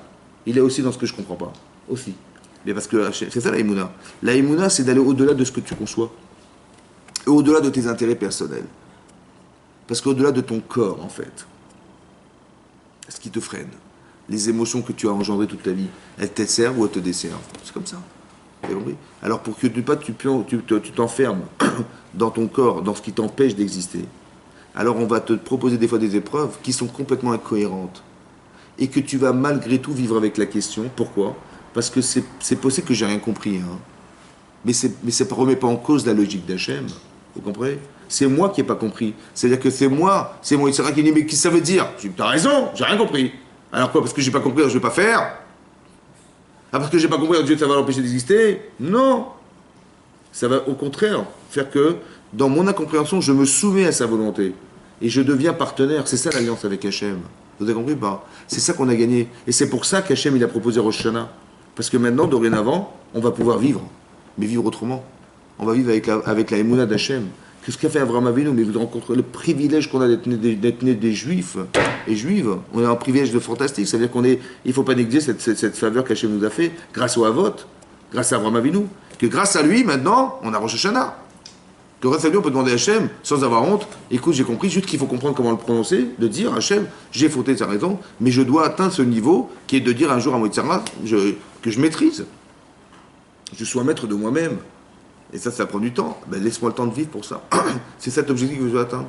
Et c'est grâce à qui? Grâce à Abraham, parce que tu descends d'Abraham, qui lui a réussi à le faire, et que cette potentialité, tu la portes en toi, que tu peux te permettre de lui proposer une chose pareille. Ce que les goïms ne peuvent pas dire. Parce qu'ils n'ont pas d'Abraham avec nous. C'est pour ça que vous verrez dans la Lachot que c'est d'une intransigeance implacable avec les non-juifs. Ouais, que la sanction est immédiate. Alors que nous, on nous fait attendre. Pourquoi? Parce qu'on est capable d'y arriver. Il faut juste se donner les moyens par l'étude de la Torah, par les émotions qu'on peut avoir dans la Torah. Et ça qui fait qu'on se construit à l'intérieur de ces événements. Mais ça, on le doit grâce à Avraham, Yitzhak, Yaakov, Moshe, Aaron, David, Shlomo, Yosef, etc., qui sont des patriarches et des gens qui ont suivi derrière la famille, qui ont permis à ce que le peuple juif se construise. Et c'est cette construction que nous, on est la résultante de tout ce qui a été construit derrière, et c'est cette résultante qu'on essaie d'observer et de pratiquer. C'est ça. Parce que ce lien, en fait, il est immédiat avec Hachem. Le seul objectif, c'était la volonté d'Hachem. C'était ça l'objectif de la vote. Ouais. Parce qu'on ne peut pas, on va dire comme ça, on ne peut pas, par intérêt personnel, physique, ça me fait plaisir d'inviter des gens, combien vous avez compris? Bon, mais ça me fait plaisir, mais je le fais pour moi. Ben, il y a une limite à ce que je peux. Mais là, j'en ai pas de limite. Pourquoi? Parce que je le fais pour Hachem. C'est pour ça que 3 millions. Vous avez compris la différence? Quand vous faites dans un intérêt de faire un kiddush Hachem, vous êtes un révélateur de la présence divine. Et là, la Shrina, elle réside parmi vous, et là, vous avez la bracha d'Hachem. Il vaut mieux avoir un partenaire comme Akshboucha avec soi que sans soi. Vous avez compris? Et donc, quand vous avez cette possibilité, vous avez Hachem avec vous, mais c'est énorme. Avec Avraham Avinu, il est sans limite. Sa richesse sans limite, tout sans limite. C'est fantastique. Parce que j'ai accepté Hachem. Parce que Hachem, il est mon partenaire. On est associés tous les deux. Quand vous priez Hachem, vous vous associez à lui. Quand on demande à la vie à Rosh Hashanah, on peut se permettre de lui demander, malgré les écarts qu'on a eus, parce que je sais que ce que je dois atteindre n'est qu'un accident. L'accident que j'ai fait d'avoir fait la c'est un accident. C'est pas normal. Vous avez compris? Je sais que je suis capable. C'est accidentel. Laisse-moi tranquille. Laisse-moi, je vais réussir à faire que ça va pouvoir se construire. Et c'est grâce à Abraham Avinu. C'est pour ça que je vous disais que le sujet c'était que vous faites des mitzvot, mais en fait ça va beaucoup plus loin que ce que vous croyez. Ça va beaucoup plus loin que ce qu'on imagine. Nous on croit qu'on fait des mitzvot, ça s'arrête à l'instant T, on l'a fait. C'est beaucoup plus profond parce que ce que vous portez en vous, c'est l'éternité. Ça va beaucoup plus loin que ce que vous croyez.